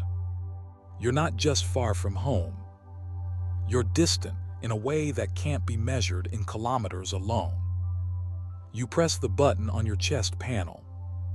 Lift your chin a little and speak. Copy that, Houston. Oxygen steady. Suit reads green, still exploring Sector 3. You wait. And you know you'll always wait. Because the signal takes time to travel. From your suit, to the lander, to the orbiting module, then across 384,000 kilometers of space, to a dish in California, or Madrid, or Australia, then into a control room, then into someone's headphones, and then into their ears. They hear you. A second later, you speak now. They hear you in your future. And when they speak back, you receive their words in your future. It's strange, like talking to a version of someone just behind the present, like speaking into time itself. It's not uncomfortable, but it's different. You keep walking. Their reply comes back. Sector 3 confirmed. Keep comms open. You're doing fine, Luna 1. Luna 1. That's you. Your call sign. Your title for this mission. You smile at the name. Simple. Clean. But full of meaning. You are the first. The only. The one. And they're still with you. Even from a world away. You speak again. A quiet note. I've reached the ridge. Good visibility, lights strong, shadows holding. Your words go out into space. Carried by waves. By frequencies. Invisible currents moving faster than your thoughts. And they wait. And they answer. Always a beat behind. Always echoing across distance. It reminds you of long phone calls with loved ones back home. Those moments where you both speak at once. Then both fall quiet. Then both speak again. Laughter mixing with static. Pauses stretching longer than they should. But here it feels more profound. More honest. Because no one expects perfect timing here. Space has its own rhythm. And you learn to follow it. To speak with patience. To listen with care. To let the delay become part of the music. You climb a small rise. The sun glints off your visor. The ground sparkles underfoot. You turn slightly, so your antenna faces Earth. Your connection stays strong.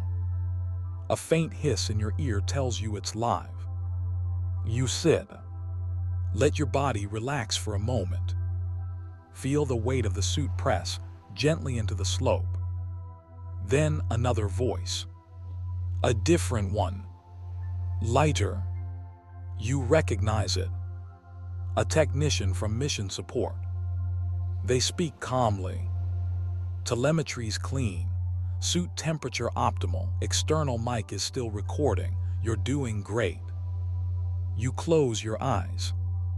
Let the words wash over you. Not because you needed to hear them, but because it feels comforting. Human. Real. There's someone out there watching your vitals, tracking your heart rate, following your footsteps from behind glass and screens. And even though they are a second behind, it feels like they're with you. In spirit, in signal, in trust. You press the mic button again.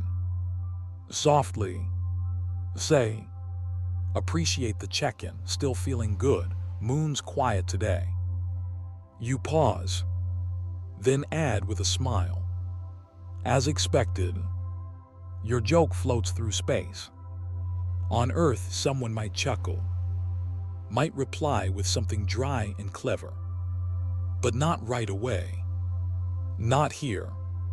First, your words must travel.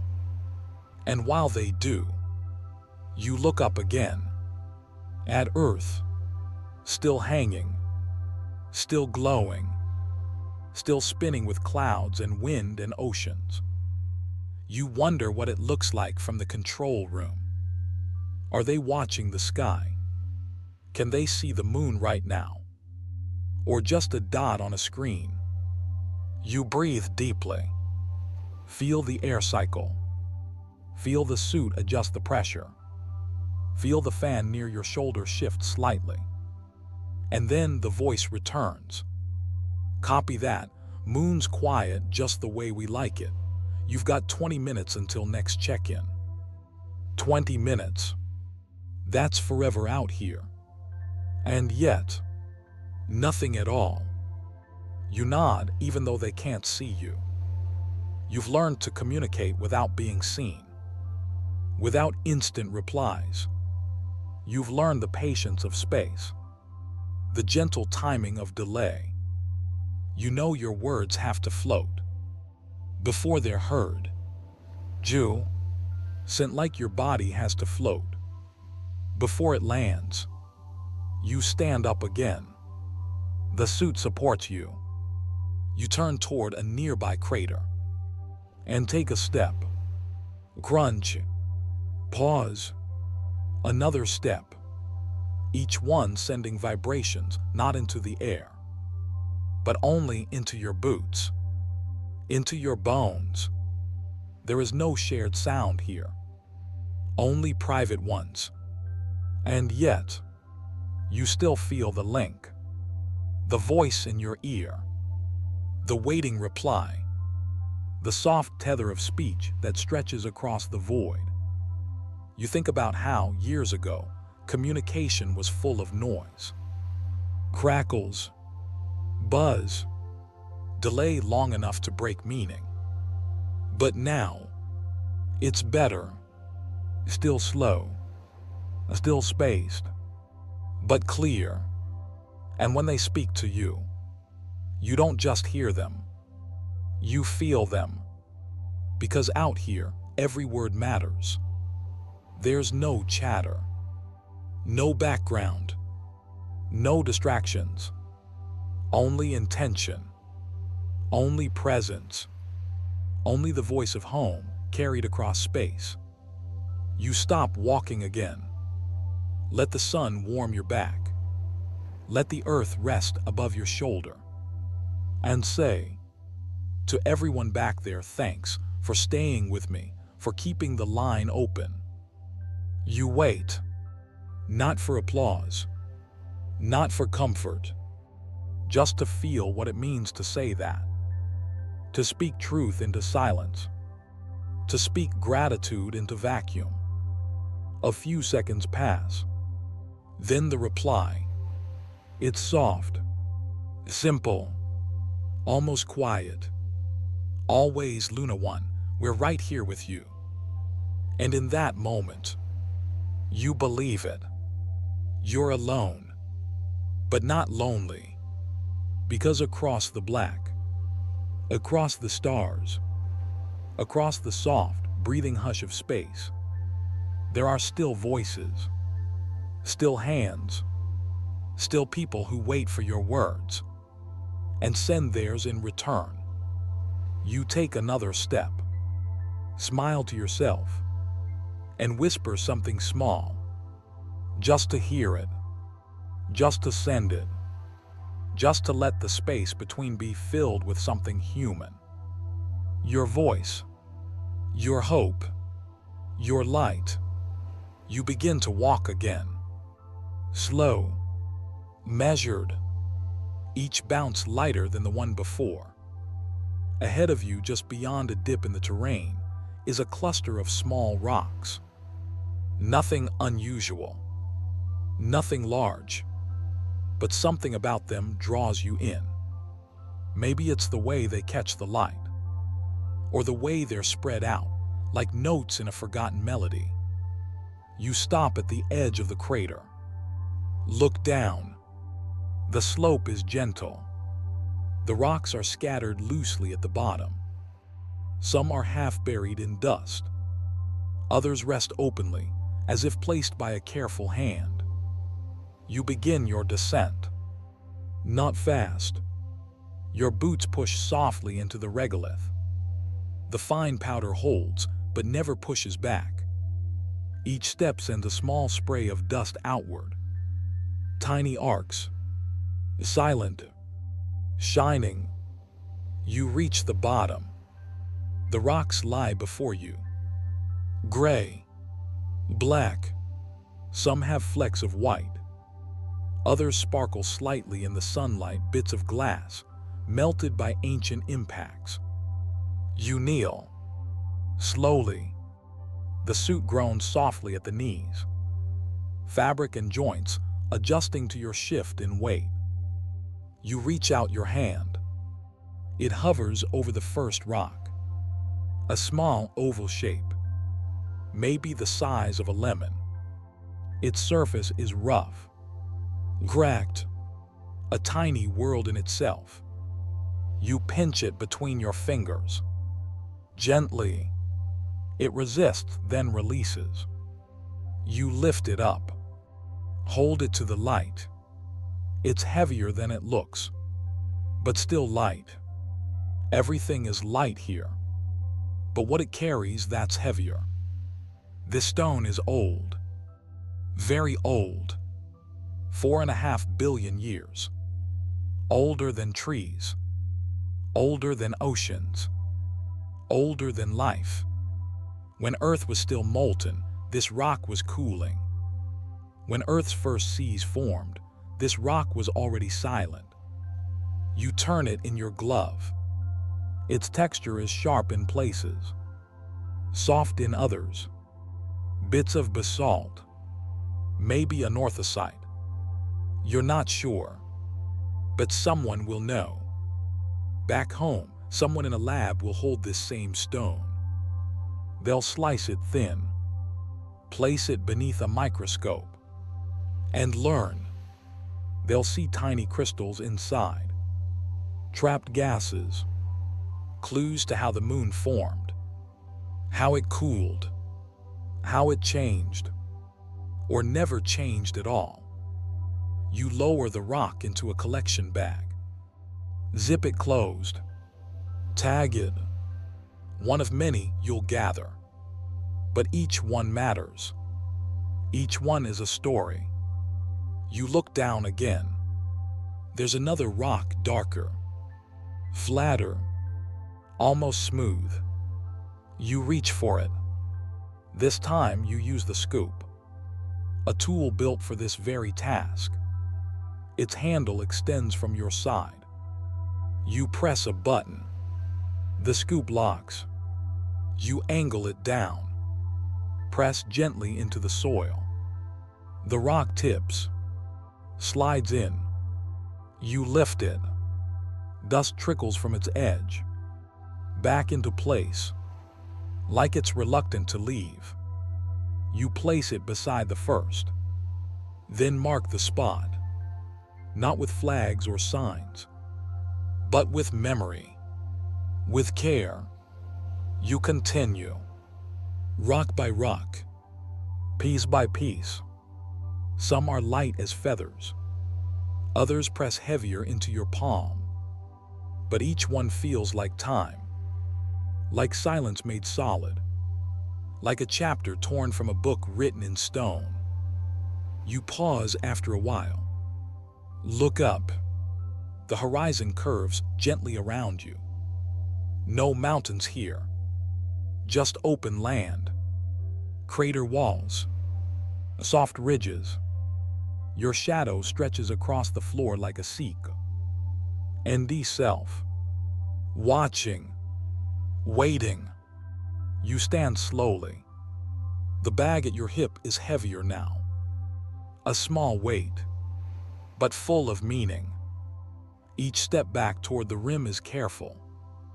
Dust rises around your ankles, then settles. You reach the edge. Look back once more. The rocks you left behind, the ones you didn't take, they stay, unmoved, unbothered, Maybe they'll wait another 1,000 years. Maybe longer. Until another suit like yours arrives. Until another hand lifts them from their rest.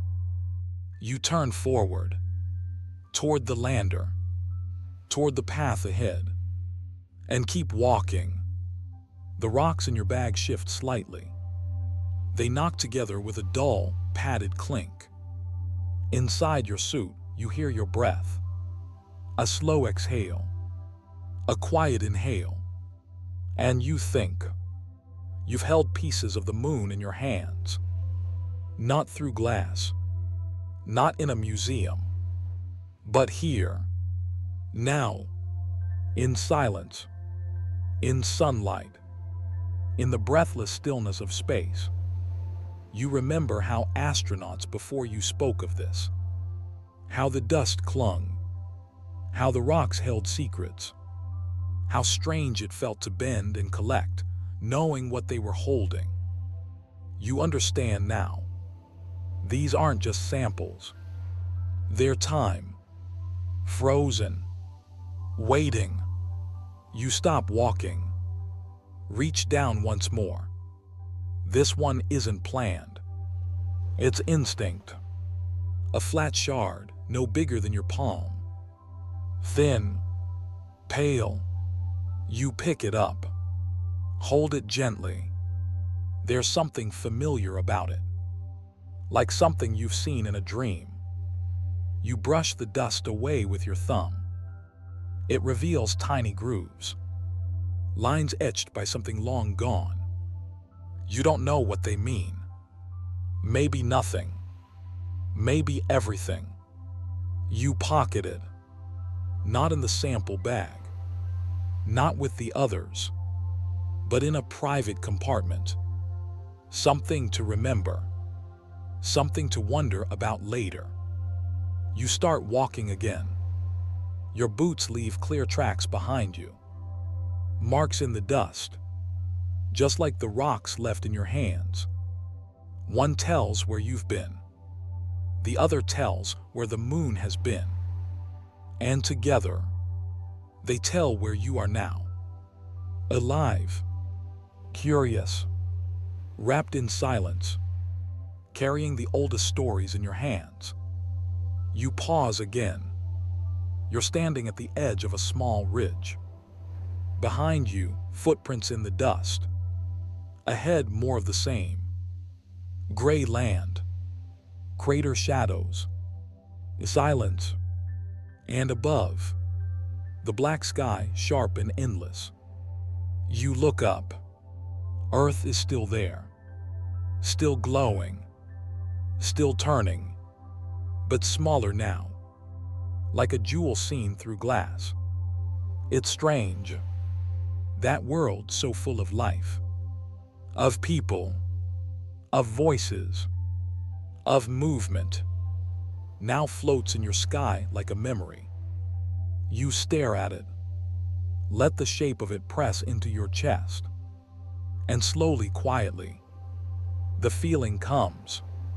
Not panic. Not fear. But something deeper. More spacious. More still. You are alone. Utterly. Truly. No birds. No insects. No wind. No distant hum of electricity or traffic or conversation. Even the voice from mission control is quiet now. Just your breath. Your pulse. The faint murmur of systems in your suit. That's it. This is what it means to be far. Not just in space, but in silence, in time, in feeling. You are the farthest any human has ever been from another. No one can walk here to meet you. No one can shout and be heard. No one can see you from where they sit, not truly. They can track you, read your vitals, map your movements, but they cannot feel the dust beneath your boots, cannot see the way the light cuts across this ridge. cannot feel what you feel now. You are the only one. And yet, you are not afraid. You are calm. There's a peace to this distance, a kind of quiet that has its own music. No chaos, no interruption, just being, just space, just time. You take a breath, let it echo inside your helmet. It feels closer than it did on Earth, more private, more yours. You lower yourself to sit on a rock, not a big one, just enough to rest your weight. You let your arms fall at your sides. You let your legs stretch slightly, and you look out across the gray. The moon feels close and vast at the same time. There are no forests to disappear into, no buildings to shelter you. But somehow, you feel protected, as if the silence wraps around you like a blanket, a stillness that holds rather than abandons. You think of how long it took to get here, how many people built the rocket, how many tested the suit, how many coded the systems that hum softly behind your back. You think of their hands, their minds, their voices, all working together to put you here. And now, all of that feels so quiet, so distant, so softened. You are still tethered to them, by technology, by memory, by purpose, but not by sound, not by presence. You are alone now, not by accident, but by design. And somehow that feels right. You close your eyes. Let the sun's warmth rest gently on your shoulders. Inside the suit, the temperature holds steady. The systems keep your air clean, your body comfortable, your breath rhythmic. Out here time slows. Eve, and your thoughts stretch wider. You begin to feel your body not as muscle or weight, but as shape, as motion, as something wrapped in layers of silence. And you begin to feel your mind as space, as openness, as calm. Loneliness doesn't knock loudly here. It whispers, and in that whisper, you find something soft, something that doesn't demand, something that simply invites. You think about the word solitude. It's not isolation. It's not exile. It's presence with yourself. You feel your heartbeat again. Steady. You listen to it, like a drum echoing in the cavern of your suit. And you think, I am here, really here, fully, not surrounded by voices, not pulled by alerts, just here, on a rock in space, looking back at the planet that made you, and feeling something almost impossible. Peace, not the loud kind, not the victory or celebration or bursting joy, but the quiet kind, the kind that hums just beneath awareness, the kind that sits in your bones. You look around again, at the gray hills, at the still shadows, at the way the dust holds your footprints as if they were holy, and you feel the presence of time, of scale. This place is old, so old it no longer remembers movement. And you, a creature of warmth and water and breath, are here, in the stillness, walking through history's waiting room. You wonder what others would feel here. Would they panic? Would they cry? Would they sing? You do none of those. You just breathe. Let the moment hold you. Let the moon speak its silent language. Let the space between Earth and you stretch and soften. You lift your hand, wave once at the sky. Earth doesn't wave back, but you know it's watching. You know someone is tracking your signal. Someone is waiting for your next report. But not this second. This second is yours, entirely, and you let yourself feel it. The full weight of your solitude, and the lightness within it. It is not empty. It is not cold.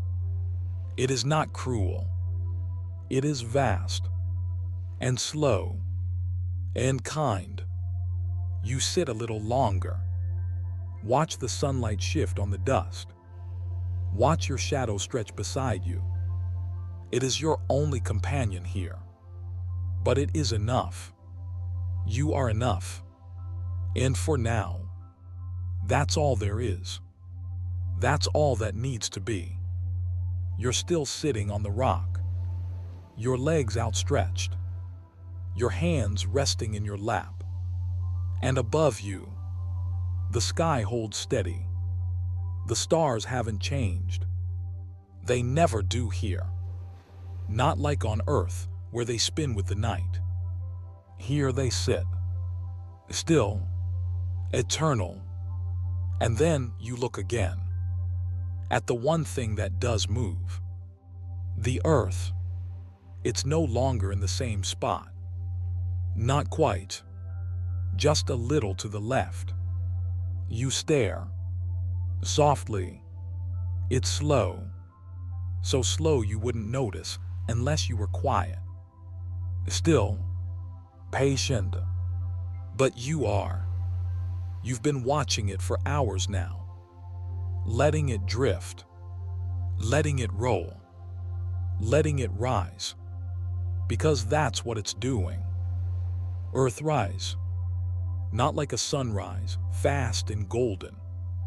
This is different. It moves inch by inch. Like a breath. Like a tide returning. On Earth, the moon rises and sets quickly. Once every night. Reliable. Romantic. But here on the moon, Earth is different. It's slow. Majestic. Graceful. If you were on the moon's far side, you'd never see it at all. But here on the edge, it comes and goes. It rises, and it sets. And each time, it reminds you of something more than just orbit. It reminds you of home. You stand up. Stretch gently.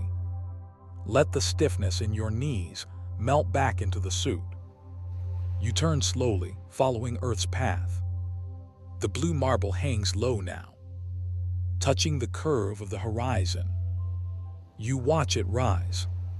Not quickly, not like a movie, but real, honest, a few millimeters every minute. Like it's pulling itself out of the dust. You can see continents. You can see oceans. You can see cloud bands swirling in white arcs. Somewhere down there, people are sleeping. Others are waking. Some are walking their dogs, holding hands, making coffee, crying in elevators, laughing in parks, living their small, brief lives, all beneath that blue haze. You blink and breathe. It's so far, and yet it's everything. It's family, language, time, music, memory, the smell of bread, the sound of rivers, the feel of wind on your skin. All of that is down there. You wonder what it would be like to bring someone here. Not an astronaut, not a scientist, just anyone. Someone curious, someone quiet. Would they cry? Would they laugh? Would they go quiet like you? You step forward, a little closer to the edge. Not dangerously, just enough to feel open.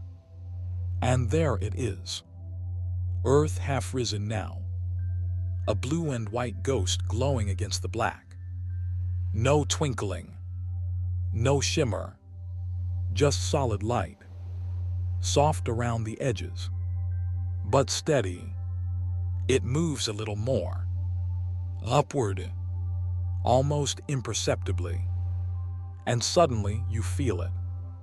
You feel the spin, the slow ballet of the universe.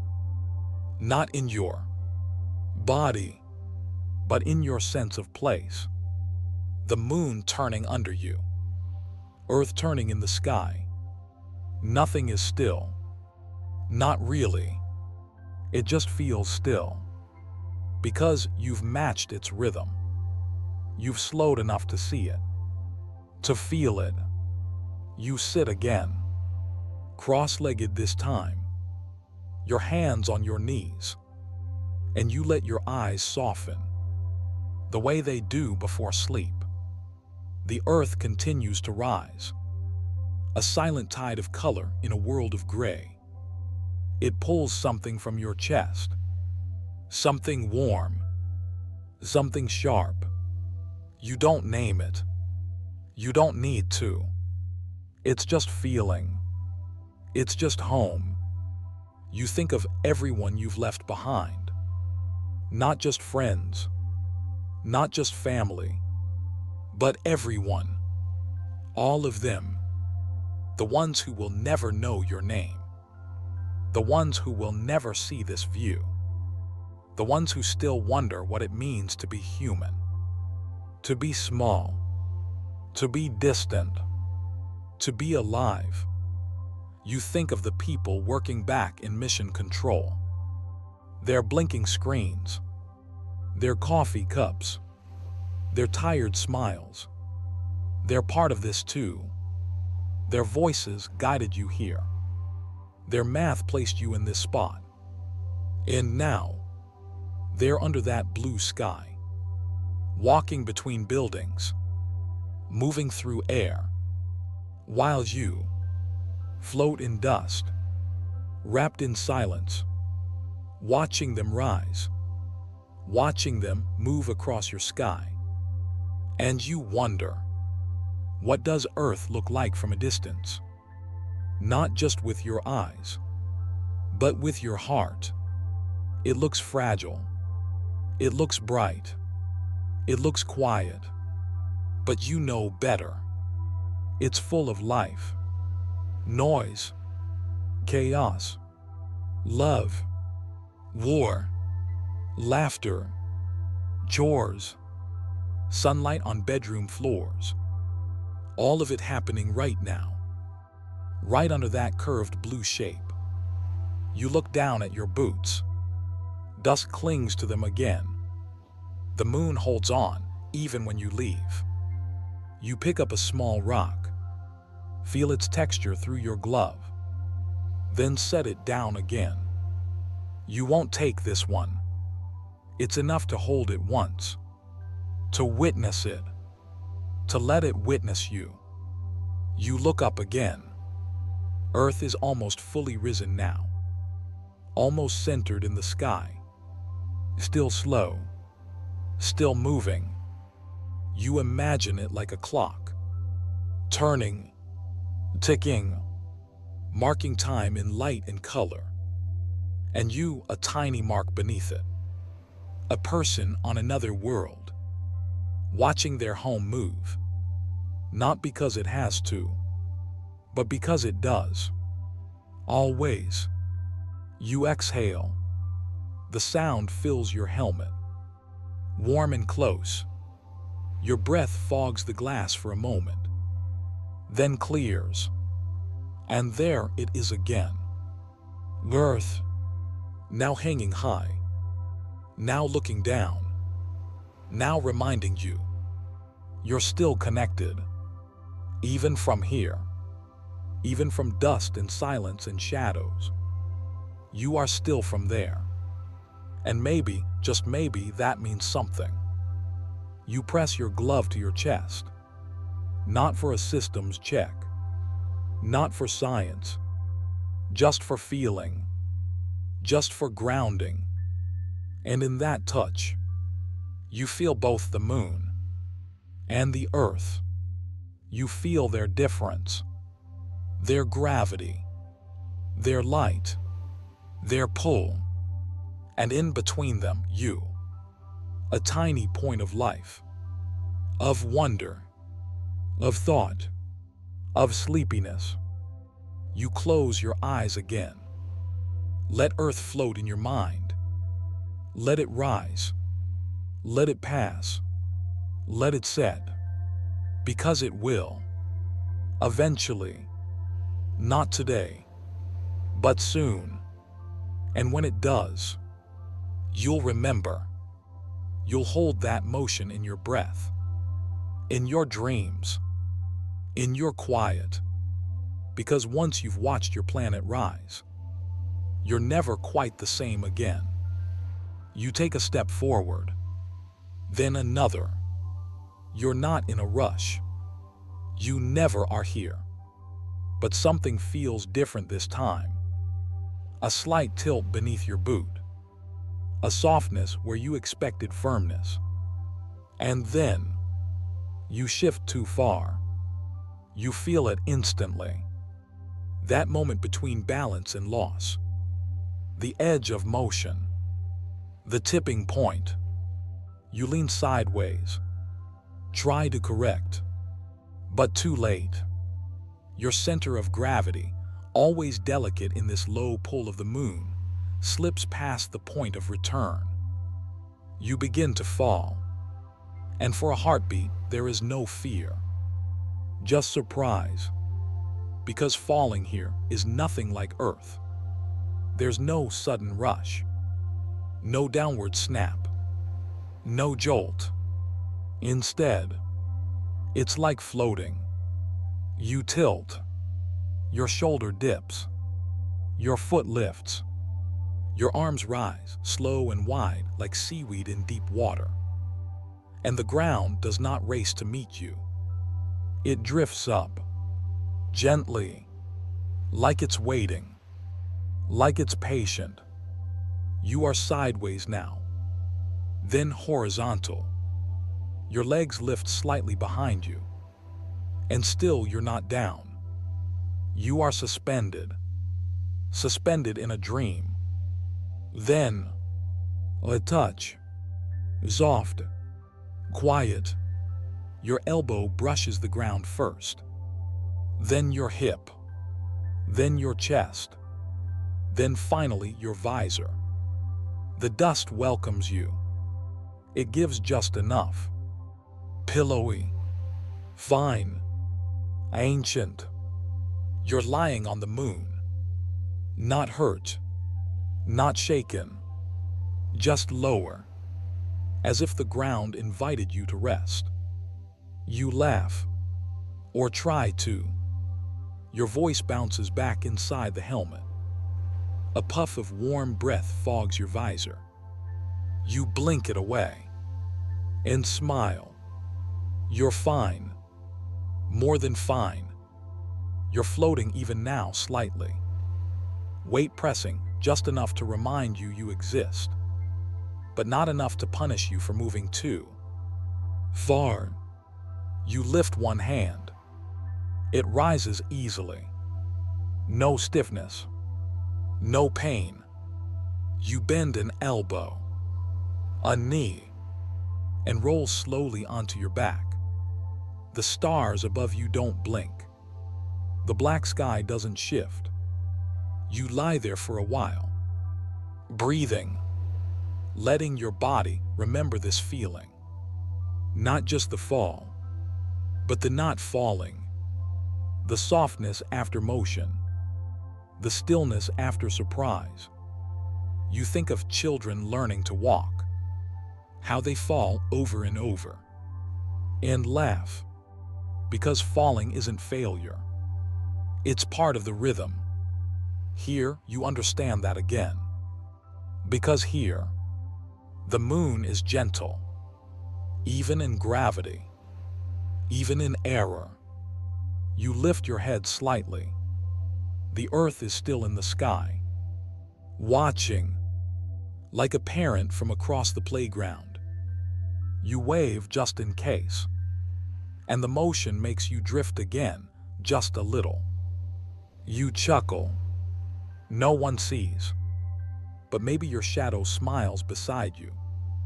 You bend your knees, plant your boots, push upward, not hard, just enough, and the world tilts again.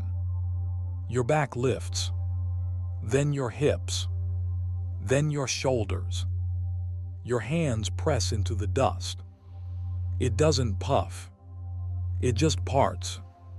You rise in stages, slow, graceful, like standing in water, like waking up. The suit supports you. The moon allows it. And once again, you're upright, standing, present. You brush dust from your gloves. Not that it matters. It clings regardless. You look down at the mark you made. Your fall. There it is. A strange print. Not like your footprints. More like an imprint of presence. A soft indent where a body paused. You'll leave it there. No need to smooth it away. The moon remembers. And forgetting isn't its way. You take a step, then another. A little slower this time. Not from fear, but from awareness. Your body has learned something. That motion here isn't punished. That surprise isn't danger. That falling doesn't mean breaking. Only drifting. Only changing direction. You imagine falling forward, just to see. You don't, but you imagine it. The long arc of limbs moving ahead of your center. The dust rising in a lazy curl. The landing soft, ridiculous, maybe a little beautiful. You imagine turning the fall into a roll, a tumble. You imagine leaping into it, surrendering to the moon's quiet invitation. Gravity doesn't pull here. It gestures. It nudges. And you are light enough to listen. You keep walking, letting your arms swing slowly. You stumble once more. Not a full fall, just a trip.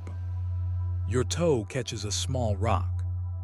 Your balance wobbles, but your body adjusts. Not quickly, not instinctively, but thoughtfully, like a dancer in low light. You settle your step. Look back. See the small stone. Give it a nod. No harm. No blame. You keep moving. You think about how strange it is to feel safe here. The moon is not made for life. It has no air, no water, no shelter, but still you feel held. Not by kindness, but by honesty. It is what it is. Silent, still, predictable, and in that, there is peace. Your mind drifts as you walk. You think of falling in dreams, how it always means fear, loss, waking up with a jolt. But here, the fall feels like a lullaby. A reminder that motion is not violence. It's change. And sometimes change is slow. Sometimes it cradles you. Sometimes it lets you float all the way down and land with a sigh, not a scream. You stop once more. Take a breath. And then, just to feel it again, you lean. Just slightly. Let your foot stay behind. Let your arms swing wide. And you tip. This time you fall on purpose. You let the moon catch you. And it does. Just like before. Soft. Slow. Sure. And once again you rise. No pain. No fear. Just dust on your gloves. And a smile in your chest. The sun is lower now. You notice it first in the angle of the light. How shadows stretch farther. Sharper. Your own shadow walks ahead of you like it's trying to leave something behind. You turn slowly. The bright world of day is fading. Not fast. Not like Earth, where twilight races the horizon and the sky shifts through pinks and blues in moments. Here, sunset is an event that lasts hours, even days. The sun moves so slowly that you can watch the change without blinking. No rush, no surprise, just a steady fall into night. You pause on a rise.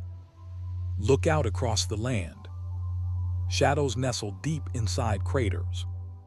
Some are already fully dark. Others hold onto the last of the light like a secret. You feel the change, not just in what you see, but in what you feel. The temperature begins to fall. Not suddenly, but certainly. Even inside your suit, systems shift. Pumps hum. Fans adjust. Your body is kept warm. But just beyond the fabric, the world is getting cold. Really cold. Not winter cold. Not mountain cold. But space cold. Bone deep. Empty. Final. At night, the moon's surface drops below minus 170 degrees C. Because there's no air to hold heat. No breeze to soften the fall. Just ox cooling under a billion stars. You begin to walk again. The ground beneath your boots feels the same. But your eyes begin to strain. Shadows creep wider. Edges blur. The landscape turns from silver to gray. Then from gray to something else. Something darker. Something dreamlike. You look up, and the stars are everywhere. There is no atmosphere to soften them. No clouds. No light pollution. So the stars come alive. Thousands. Millions. They burn sharp and white and steady. Not blinking. Not wavering. Just there. You see galaxies. You see clusters. You see depth where Earth's sky only showed surface. And the sky is not sky anymore. It is forever. A dome of velvet pierced by memory. You sit, cross-legged in dust, and watch the night take its place. The sun is nearly gone now. Just a sliver on the horizon. A blade of gold cutting the edge of darkness. And then, it dips, and is gone. No fanfare. No music. Just absence. Just night. Real night. 2 weeks of it. You feel your breath now. Soft. Close. You hear your suit more clearly. Every system a small miracle. Keeping you warm. Keeping you alive. You look down at your boots. They shine less now. The dust looks black. Or deep blue. Or maybe colorless. You're not sure anymore. The moon doesn't reflect light now. It holds it. Keeps it.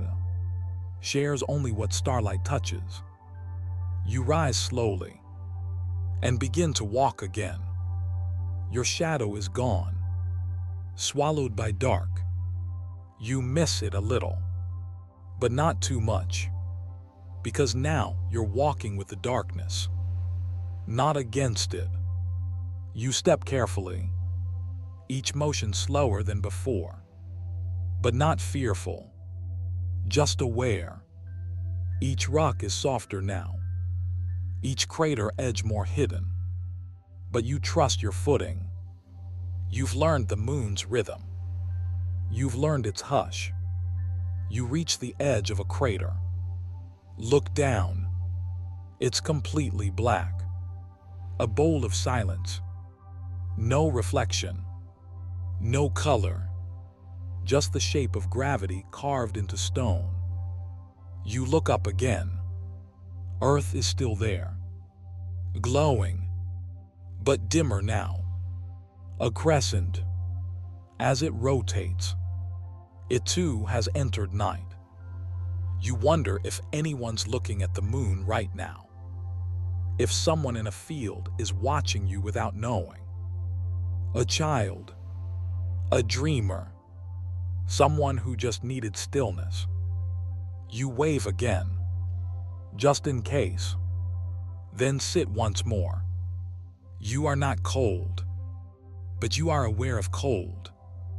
It surrounds you, wraps you without touching, fills the airless space beyond your suit. You think about what would happen if you were exposed, how fast skin would freeze, how metal would snap. But you're not exposed. You're wrapped, safe, held, and out here. That feels like love. The quiet kind.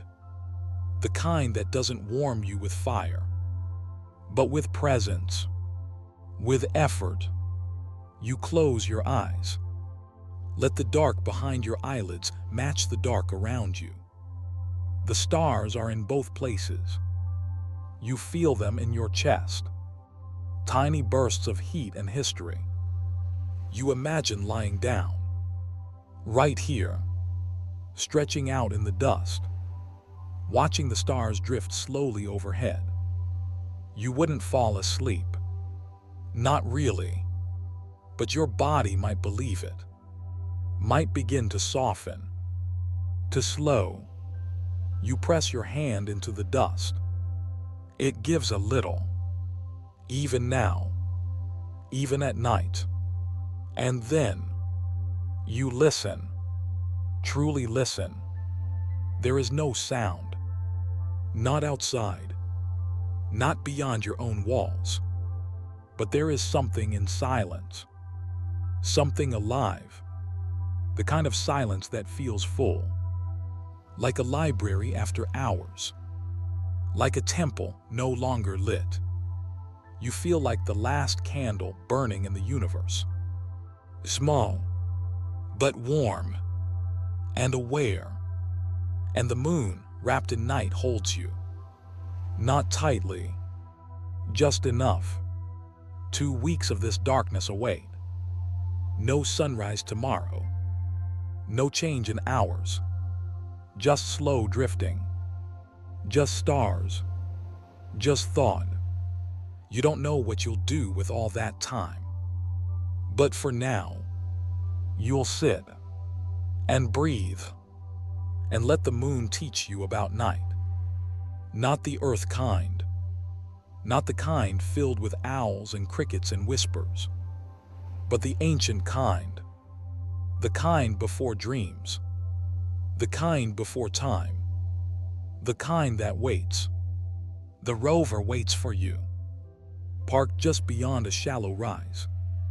It looks simple. Square. Low to the ground. Its wheels wide and ribbed. Built not for speed, but for patience. For stone. For dust. You approach it slowly. Your boots crunch the surface. Your shadow stretches forward and climbs into the vehicle before you do. You step up 1 foot at a time, careful not to rush. You lower yourself into the seat. It creaks softly beneath you. Not with sound, not out here, but with the feeling of movement, of readiness. You rest your hands on the controls, simple levers, toggle switches, a small screen blinking green. You exhale once, then flip the master switch. The system hums to life. Inside your helmet, you hear it, faint vibrations rising from the seat into your back. Then your legs, then your hands. The rover doesn't roar. It doesn't grumble like machines on Earth. It purrs, a soft mechanical whisper that says, "I'm ready." You press the forward control, and slowly, almost without noticing, you begin to move. The first few feet feel like drifting. The wheels roll with quiet intention. They don't kick up much dust, just soft ripples that float behind and settle again. No cloud, no plume, only particles following their path like falling leaves. You pick up speed. Not much, just a few kilometers per hour. But on the moon it feels fast. Everything feels fast compared to stillness. The land rolls out ahead of you. Gray, quiet, open. Crater edges pass to your left. Shadows yawn across the trail. And beneath your body, the rover sings. Not a melody, but a rhythm. Each small bump a soft thud in the frame. Each rock a quiet nudge in the suspension. You feel them all. Not harshly, but clearly. You're not separate from the moon anymore. You're riding it, tuned to it, moving with it. The seat shifts beneath you with each dip. You hold the controls gently. Let the vehicle guide you. Let the land shape your path. You don't steer sharply. You glide, like floating across frozen fog. The horizon curves around you. Still low, still near, still intimate. But the world feels larger now, because you're in motion. And motion opens things. Your thoughts drift with you. The sound of the rover is steady. So steady it becomes breath-like. Hum, hum, through the frame, through your gloves, into your bones. It's calming, like being rocked, like being read to, like being remembered. You pass a rock formation on your right. Tall, stacked like forgotten bread loaves. You slow, just a little. Let your eyes trace its lines. It's been here forever, watching nothing, waiting for no one.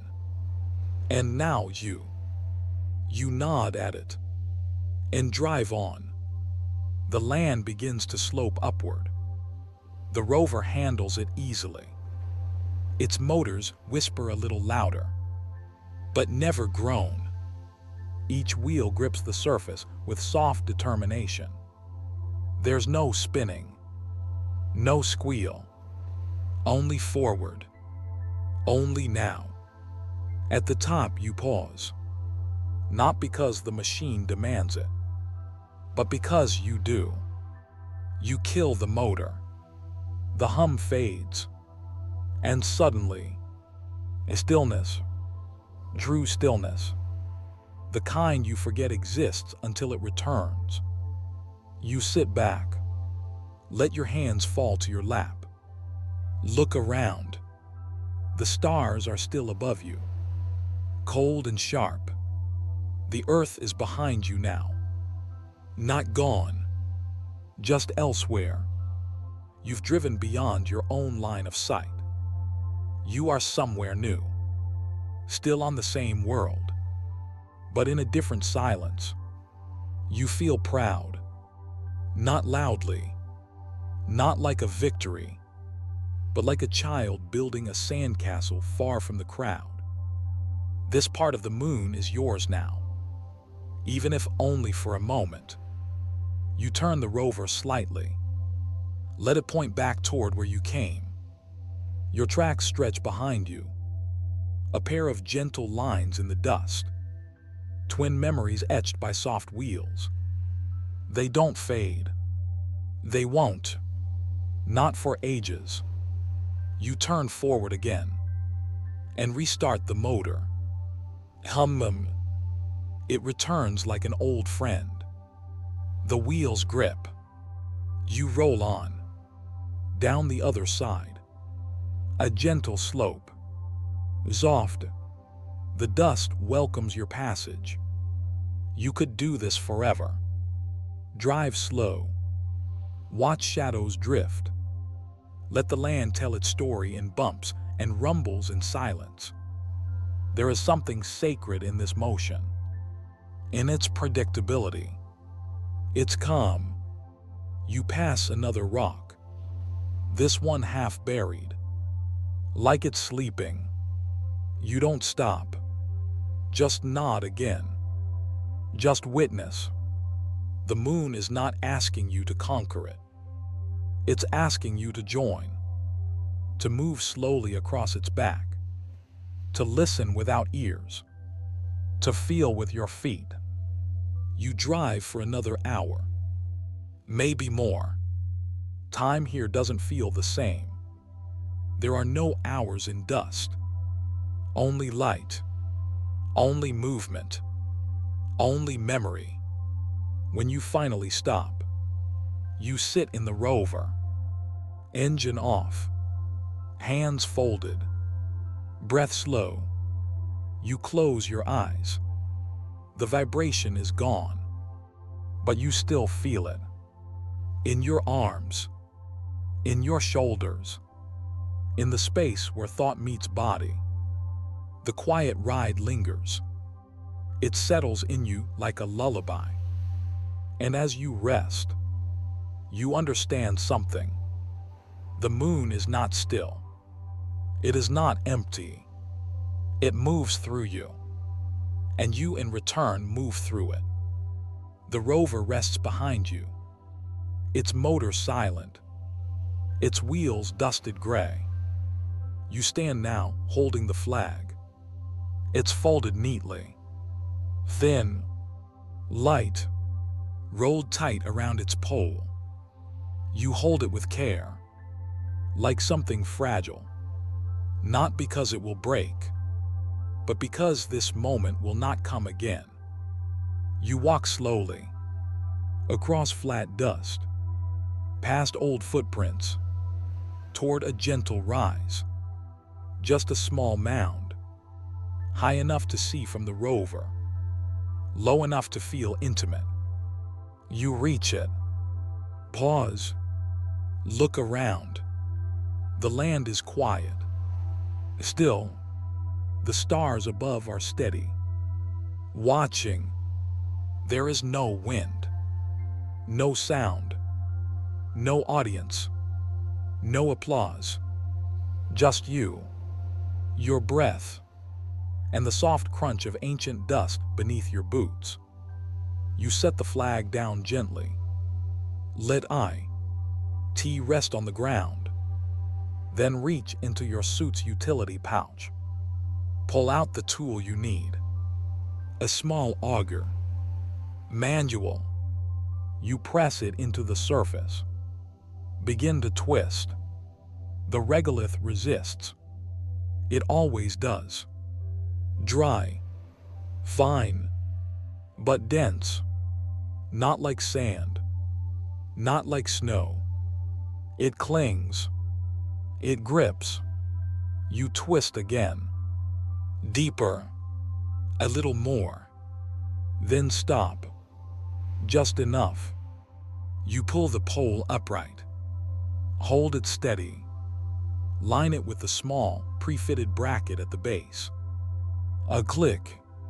A soft vibration in your gloves. The pole holds. You let it go. It stands. Straight, still, not perfectly, but true enough. Then you reach down again. Lift the flag. Unroll it slowly, one fold at a time. The fabric slips open like paper. Quiet, cooperative. It's not cloth like Earth's flags. It's stiff, synthetic, designed not to wave. Because there is no wind here, no breeze to catch the threads. So the engineers gave it structure. A thin rod across the top, to hold it open, to let it be seen, even in stillness. You clip it into place. The fabric stretches. The folds smooth slightly. It takes shape. Color appears in this gray world. Deep red, bright white, clear blue. You step back, and there it is. Planted, upright, unmoving. A square of color held in silence. You stare at it, not proudly, not possessively, but respectfully. You've placed it, but you do not own this place. No one does. The moon was here long before you, and will remain long after. You've left a marker, yes, but more like a whisper than a claim. More like a letter left on a stone table, for others to find, for time to read. You walk a slow circle around it, each step careful, measured. You glance down at your boots. Footprints arc around the pole now, a quiet dance written in dust. You kneel, place a gloved hand on the base. Let it rest there, not to fix, just to feel. Even through the layers, you sense it. The cold of the metal, the stillness of the surface. You are holding something that will not move for centuries, maybe longer. There is no rain to rust it, no storms to bend it. Only time, only stars, only memory. You rise again. Look at the flag. It doesn't wave. It doesn't flutter. But it speaks. In shape. In color. In presence. You imagine someone finding it one day. Long from now. Another walker. Another dreamer. Will they know what it meant? Will they understand what it felt like? This silence. This stillness. This simple, quiet ritual. You hope so.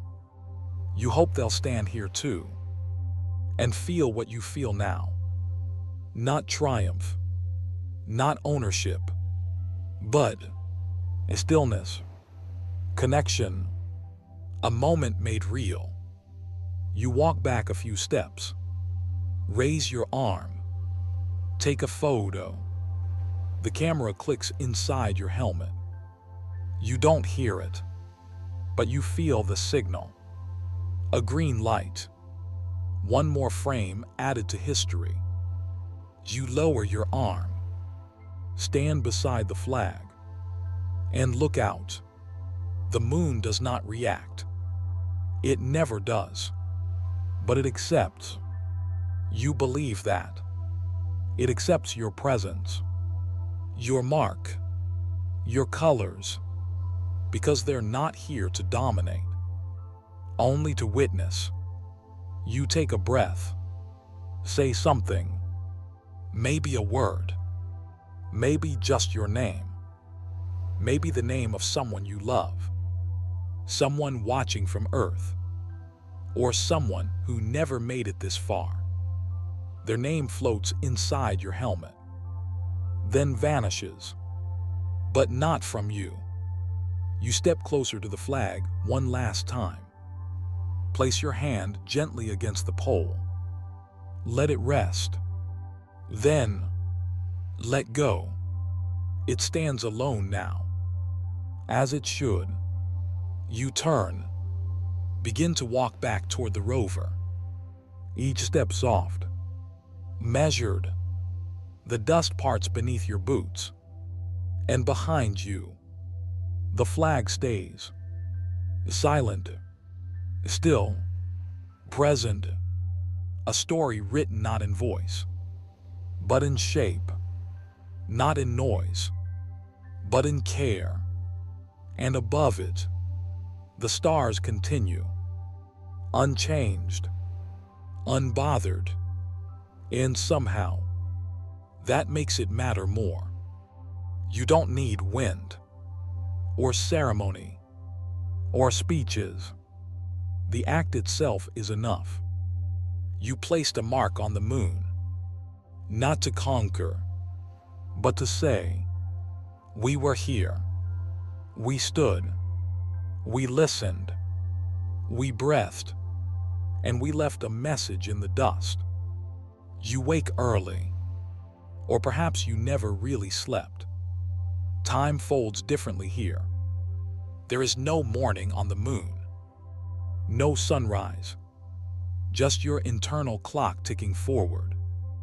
Your breath steady. Your suit warm. You sit in the lunar module. Helmet off. Back resting gently against the frame. The cabin is small. Barely enough room to stretch. But you've grown used to it. Its hums. Its lights. Its scent metal, plastic, filtered air. You float your gaze out the narrow window. And there it is again. That quiet gray landscape. The one that's been your companion for days now. You don't know how long you've been here, exactly. You stopped counting hours after the second sleep cycle. But you do know this. Today you leave. The moon will remain. And you will become part of its memory. You slide your helmet back on. Fasten the locks. The soft hiss of pressure returning.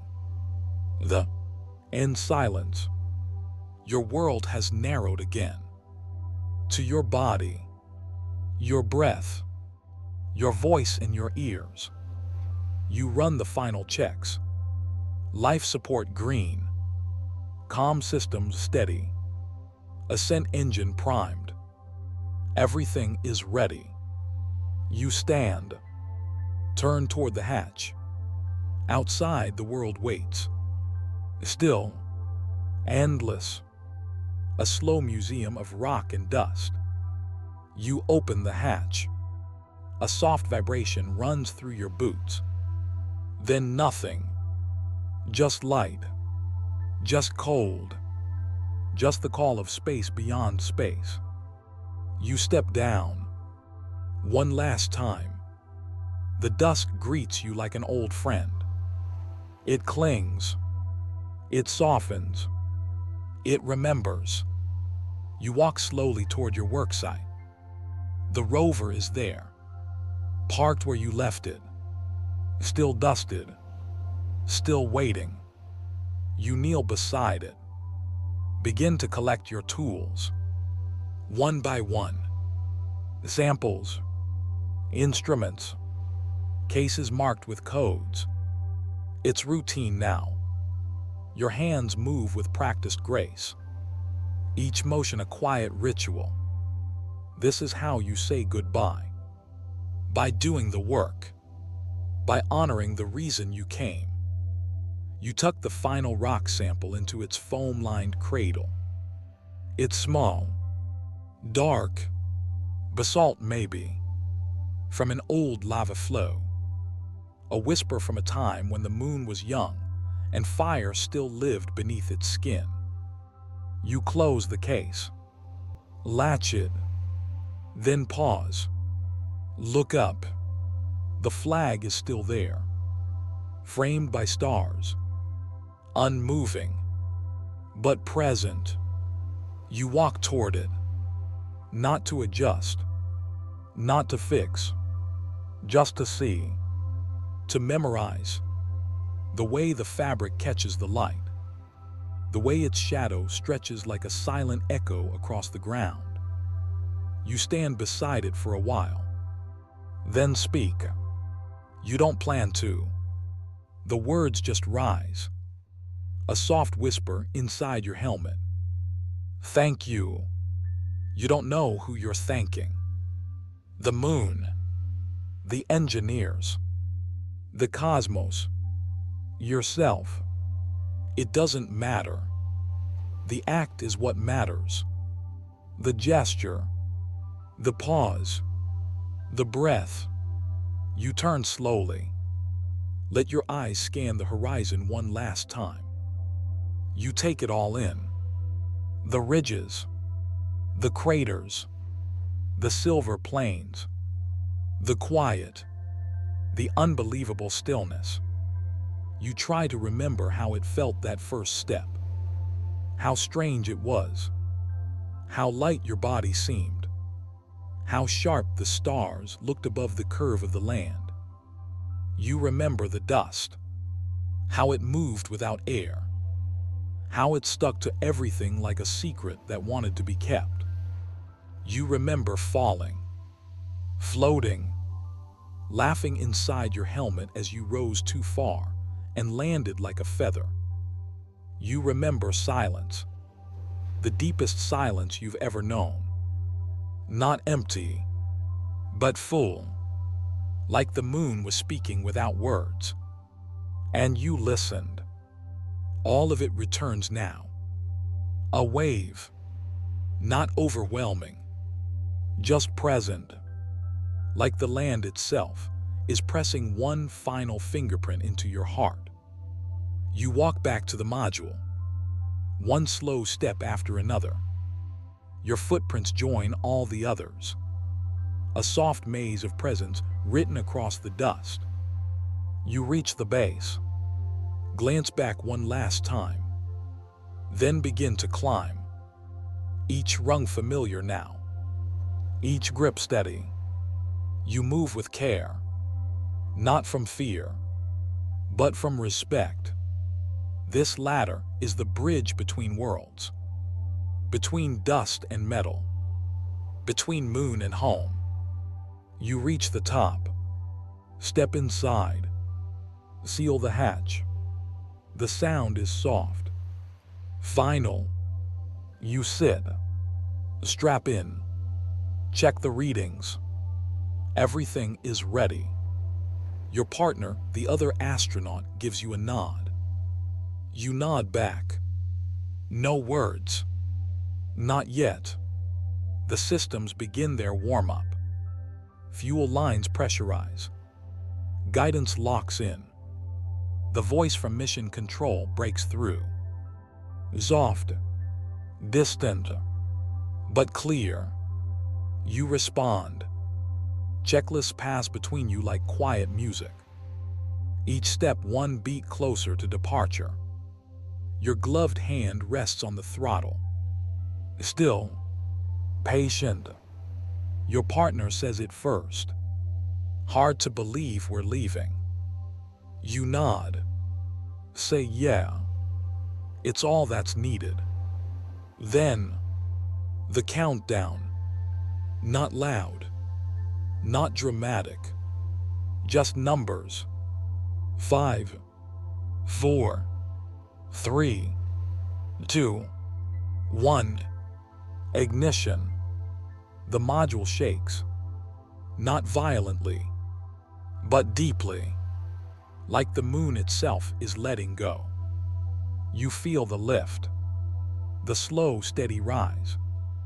Dust spirals below, rising, then falling again. Your shadow stretches, then vanishes. You climb, higher, vaster. The land falls away. The flag shrinks to a speck, the rover to a dot.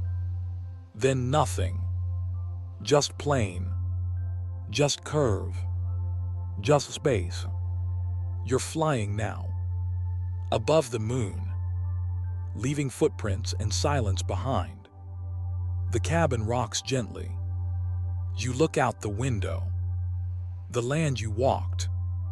The dreams you had. The quiet you learned to carry. All of it beneath you. All of it part of you. You exhale. Not sadness. Not joy. Just peace. Just goodbye. The moon is falling away. Slowly. Steadily. But not because it's shrinking. Because you are rising. Your seat vibrates. Not like a car engine. Not like a rumble of thunder. This is finer. Sharper. The kind of vibration that enters your bones and lingers there. You don't hear the engine roar. Not really.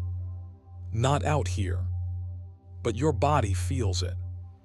A deep humming push beneath everything. The metal of the lunar module shivers. The straps across. Your chest tug gently. Your helmet bumps the headrest in tiny, rhythmic taps. Tap tap. You don't move. You don't speak.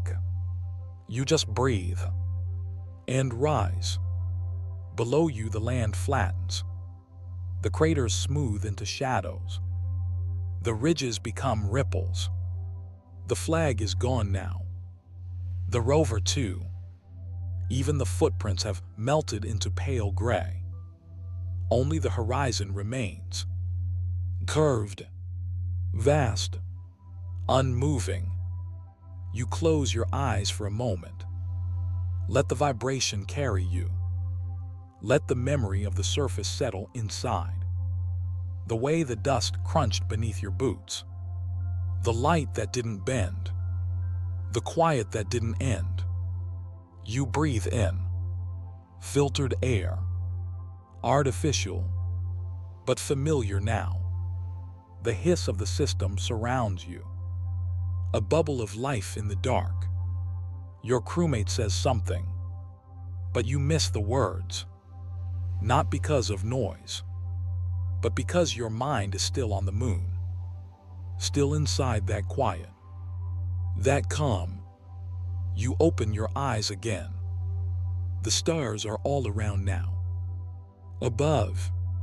Beside. Below. The sky is no longer a ceiling. It's an ocean. And you are swimming in it. The module shakes again. Stronger this time. Your seat jolts. A sharp pull to the left. A quick correction to the right. You grip the arms. Hold your breath. Then exhale slowly. It's normal. Expected. Still, you feel it. That tiny flicker of fear. Of awe. The understanding that right now, everything depends on engineering. On math. On steel. On fire. But you're not scared. Not really. Not in the way fear usually feels. This is different. This is reverence. You are riding a pillar of flame, leaving an ancient world. And nothing will ever be the same. Outside the window, the moon is turning. Not spinning fast. Just slowly rotating past. You catch glimpses of places you never walked. Craters you didn't visit. Ridges that rose beyond your horizon. You wonder what they sound like in their silence. What they would have felt like under your boots. You wonder if anyone will ever walk there. You hope so. The thought drifts through you like dust on a breeze. But there's no breeze here. Only momentum. Only motion. Only sky. A new voice crackles in your ear. Trajectory stable. You smile. Or at least you try. Smiling in a helmet is hard. But your eyes do it for you. The vibration softens. Less like a storm now. More like a hum. A deep, distant purr. You're no longer climbing through the moon's grip. You're gliding, held by math and vacuum and hope. You glance at the panel. Everything is green. You glance at your partner. They nod. Everything is understood. You are in orbit now. A path drawn around the moon like a silver thread. Thin, precise, sacred. You unclip your straps. Float gently upward. It's not like falling. It's not like flying. It's like being remembered by the sky. You drift toward the window. Press your helmet to the glass. And look. The moon beneath you. Quiet. Round. Full of old light. You trace your path across its face with your eyes. From the landing site. Across the gray seas, past the dark Maria, toward the far side. You can't see Earth yet, but you know it's there. Waiting, spinning, blue and bright and full of noise. You are halfway between then and now, between dust and ocean, between silence and song. You reach into your pocket. Pull out a small sample vial. Inside, 1 pinch of lunar dust. Gray, fine, unmoving, but not lifeless. It holds history. It holds gravity. It holds you. You close your fingers around it. Let it rest in your palm. Outside, the moon turns. Below you, sunlight begins to touch its edge. Not suddenly, not like a sunrise on Earth, but slow, soft. The shadows begin to stretch, then shorten. A ridge lights up in gold. A crater glows. You are seeing the moon wake, but not really. It never sleeps. It just waits. You drift back to your seat. Strap in again. The systems tick. The lights blink. The next stage begins. Rendezvous. The command module circles above, waiting to welcome you home. You'll dock soon. Transfer samples. Stories. Skin cells and sweat in silence. You'll laugh again. Drink warm coffee from a pouch. Hear a human voice not filtered through circuits. But not yet. For now, you're still here. Still with the moon. You close your eyes one last time. And listen. The engine is silent. The cabin still. And the moon. The moon is not speaking. But you hear it. In your bones, in your breath, in the quiet part of you that learned how to walk in low gravity. It's saying thank you, not in words, in presence, in dust, in patience. You whisper back, also wordless, just a feeling, just a breath. Goodbye. You are home now. Earth hums beneath you again. Air moves across your face. Wind plays in the trees outside your window. The weight has returned to your limbs, quiet, constant, undeniable. It was only days ago. Or was it weeks? Time feels different now. Linear but less important.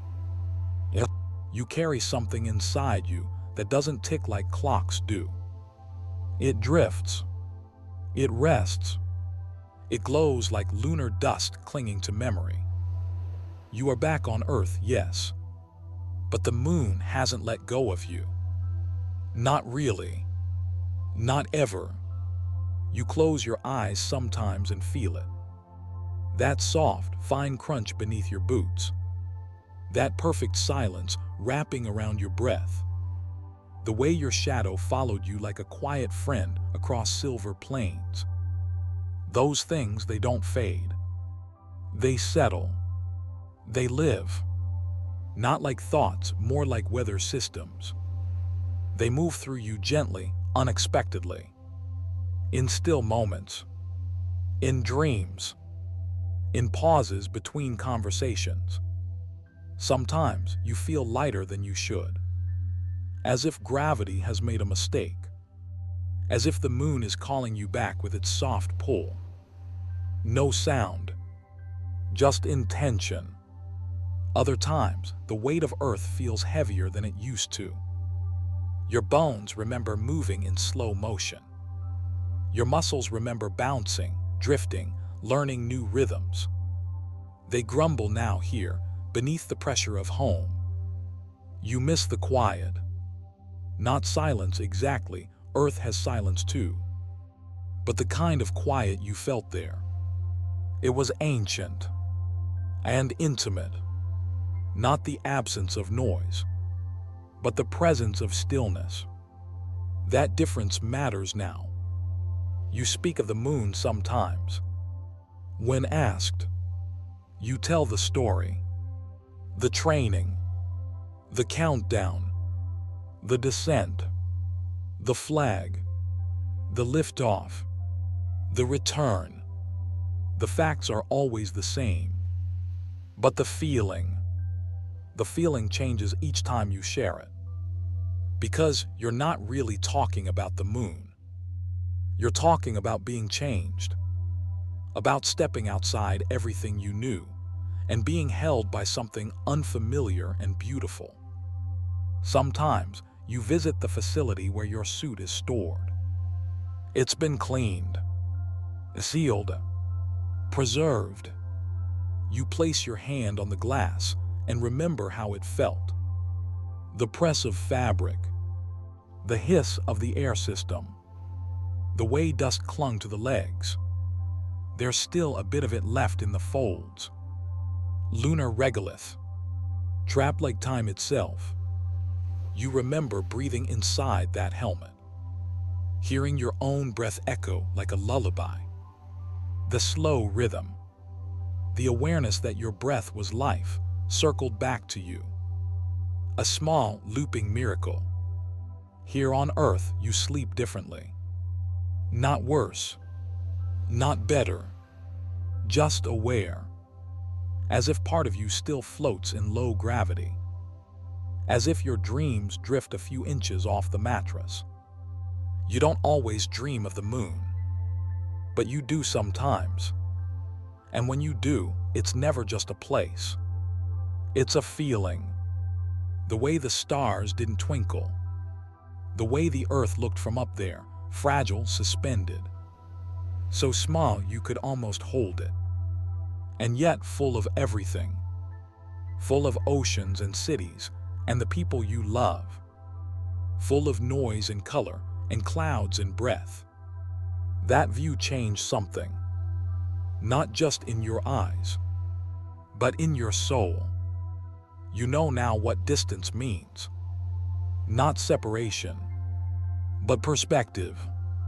The moon taught you that. You keep one photo by your bedside. It's not the famous one, not the flag, not the Earthrise. It's a small one, quiet, a close-up of your boot print in the dust. You took it without thinking, just a record. But now it feels like a signature, a whisper from a version of you that stood in stillness, that listened with more than ears, that walked like a child learning the world again.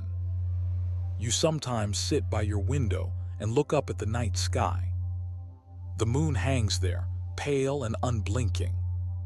You nod at it. And sometimes, just sometimes, you feel it nod back. Not literally, but in rhythm, in silence, in presence. You think of how few have stood there. 12, just 12. And yet, It didn't feel lonely, not the way you feared.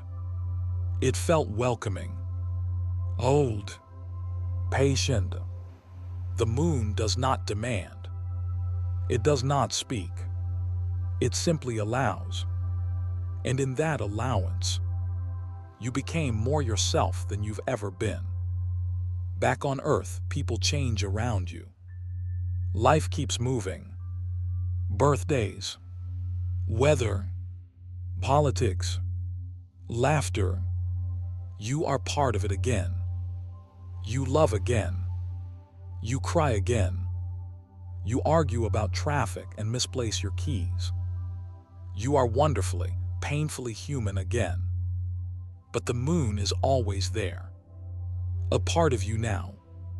Not just in memory, but in rhythm, in breath, in how you pause before speaking, in how you listen before answering, in how you walk more slowly sometimes, savoring gravity. You wonder what it would be like to go again, to step once more into that silence, to walk again beneath that black sky. But you know you don't need to. Not really. Once is enough to be changed. Once is enough to hear the moon's language. It speaks in stillness, in dust, in light that never flickers. And once you've heard it, you never forget how to listen. So when the world feels too loud, when the clocks spin too fast, you find a quiet place. Close your eyes and remember, you breathe slow. Feel the floor beneath your feet. And for a moment, it feels like Rigoli. TH. Soft. Fine. Endless. You open your eyes again. You're home.